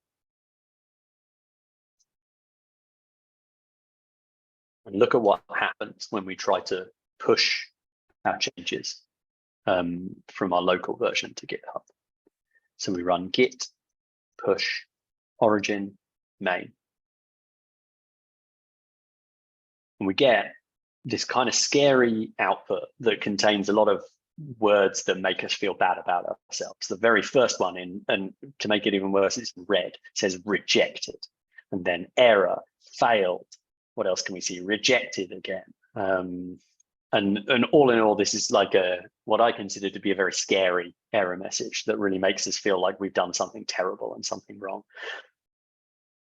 And I want to try to reassure you that in these circumstances, you'll see this fairly often.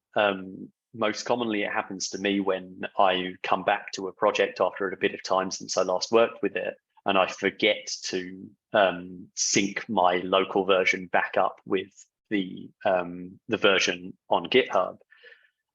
When I try to push my changes to the local version, I get this, and it's usually a reminder that, oh, I should have done git pull first before I started making changes on mine. And if you're lucky, in these circumstances, when you run git pull, everything will be okay after that. We're going to run git pull as if we read through this whole thing, this hint output, it says updates were rejected because the remote contains work that you do not have locally, exactly like I described. This is usually caused by another repository pushing to the same reference. In that case, that's not actually what's happened here. We actually edited the remote repository directly rather than what they're suggesting has happened here, which is really the common case, is where someone else or you on another computer has made some changes and pushed those changes to GitHub. And then it continues to give us some useful advice. You may want to first integrate the remote changes, for example, git pull, before pushing again. So let's try that. Git pull origin main. We're going to sync our local version back up, hopefully, with the version that's on GitHub. But when we run this, we actually get another scary sounding error output, which is merge conflict in git person details.sh. Conflict is another scary word, and it says automatic merge failed, fix conflicts, and then commit the result. And if we look at a little further up, it tells us specifically conflict merge conflict in git person details.sh. This tells us where the conflict is. Now let's go have a look at that file so that I can show you how to fix the conflict. So nano, and the name of the file, get person details.sh.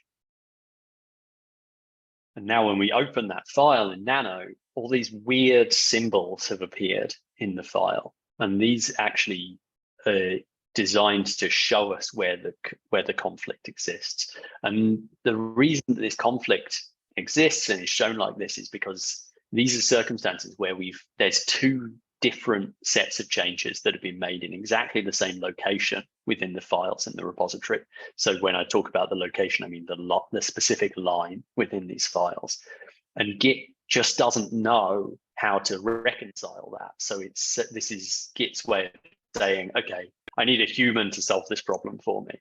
But what it does to be helpful is it inserts all of these weird symbols into the file to help us identify exactly where this conflict is taking place and to help us reconcile that conflict. And so that's what we're going to do here.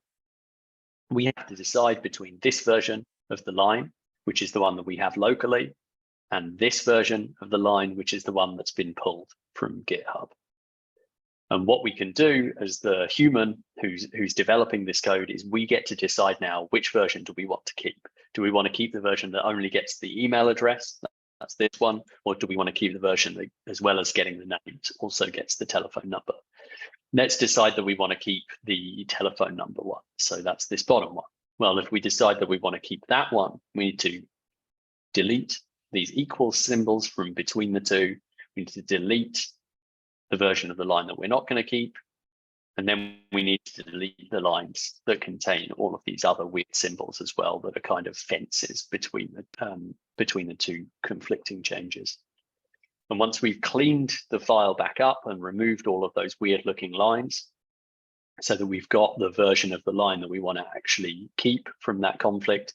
And you can edit, you don't have to keep exactly one version or the other version. Sometimes you kind of combine the changes from the two different commits together, for example, to have your final version. But when you're happy anyway with how the file looks and you don't have any more of those weird lines with lots of less than symbols or greater than symbols or equal symbols, and you got things back to looking how they're supposed to look, you can Control-O to save the file. Control-X to exit, and then let's have a look at Git status. It still says, now it says both modified, and so we need to say git add and then the file name to mark resolution. So tell Git that we're done resolving that conflict with git add, and the name of the file that had the conflict in it, and git commit to describe the changes that we made, which in this case was merged in version from GitHub. Commit that, and now git push back to origin main again to make sure that everything's synced up between our local system and the version on GitHub. We can refresh the page on the GitHub repository again, and we should see that everything's synced back up between the two. Now, I'm at time, I think. Yeah. So very briefly, there's a lot more to Git than that, but by showing you a pretty common workflow for working with Git, how to track the changes, how to revert changes that we've made, and how to sync up those changes between our local system and GitHub. I hope I've equipped you with at least the kind of basic knowledge that you need to get started. I can recommend a few things to follow up with before we wrap up here. The first one is if you check out the software carpentry Git lesson, or find it in order, start from local system and then switching to GitHub, whereas I taught today starting at GitHub and then moving to the local system and syncing between the two. But you'll find some of the later episodes, some of the later sections of that lesson, some stuff that we didn't get to cover today, unfortunately. And then beyond that, I can recommend a lot of GitHub's tutorials themselves to also help you practice a bit more. And if you're following things that are going on in the Carpentries community, then you'll see semi-regular Git and GitHub skill ups that take place that go a bit beyond this lesson and show you how to do more advanced stuff in GitHub and how to make pull requests to suggest changes and how to manage issues on repositories and things like that. So yeah, if you want to keep learning this stuff, and I highly recommend you do, it's very, very helpful. Then there's a few resources for you to watch out for. I can stick around for a few minutes if anyone wants to stay and ask any questions. Otherwise, I'm sorry we kind of lost a chunk of time in the middle there with the SSH setup, but I hope this was helpful to you. I certainly enjoyed teaching it to you all. Thanks very much for being interactive and for asking questions and for letting me know where you were having problems. We come to the end of the workshop. I hope you found it useful as a whole. I don't think any of my co-instructors are here, but thank you to them anyway. For also teaching on this workshop.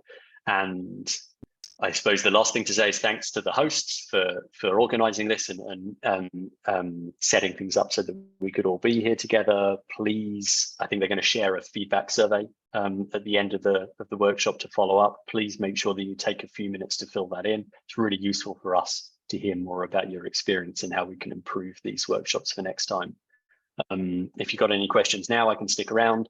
If you have any questions later, then feel free to contact me by email. I think you'll find my email address in the Etherpad. Thanks again. Thanks for listening. This was fun.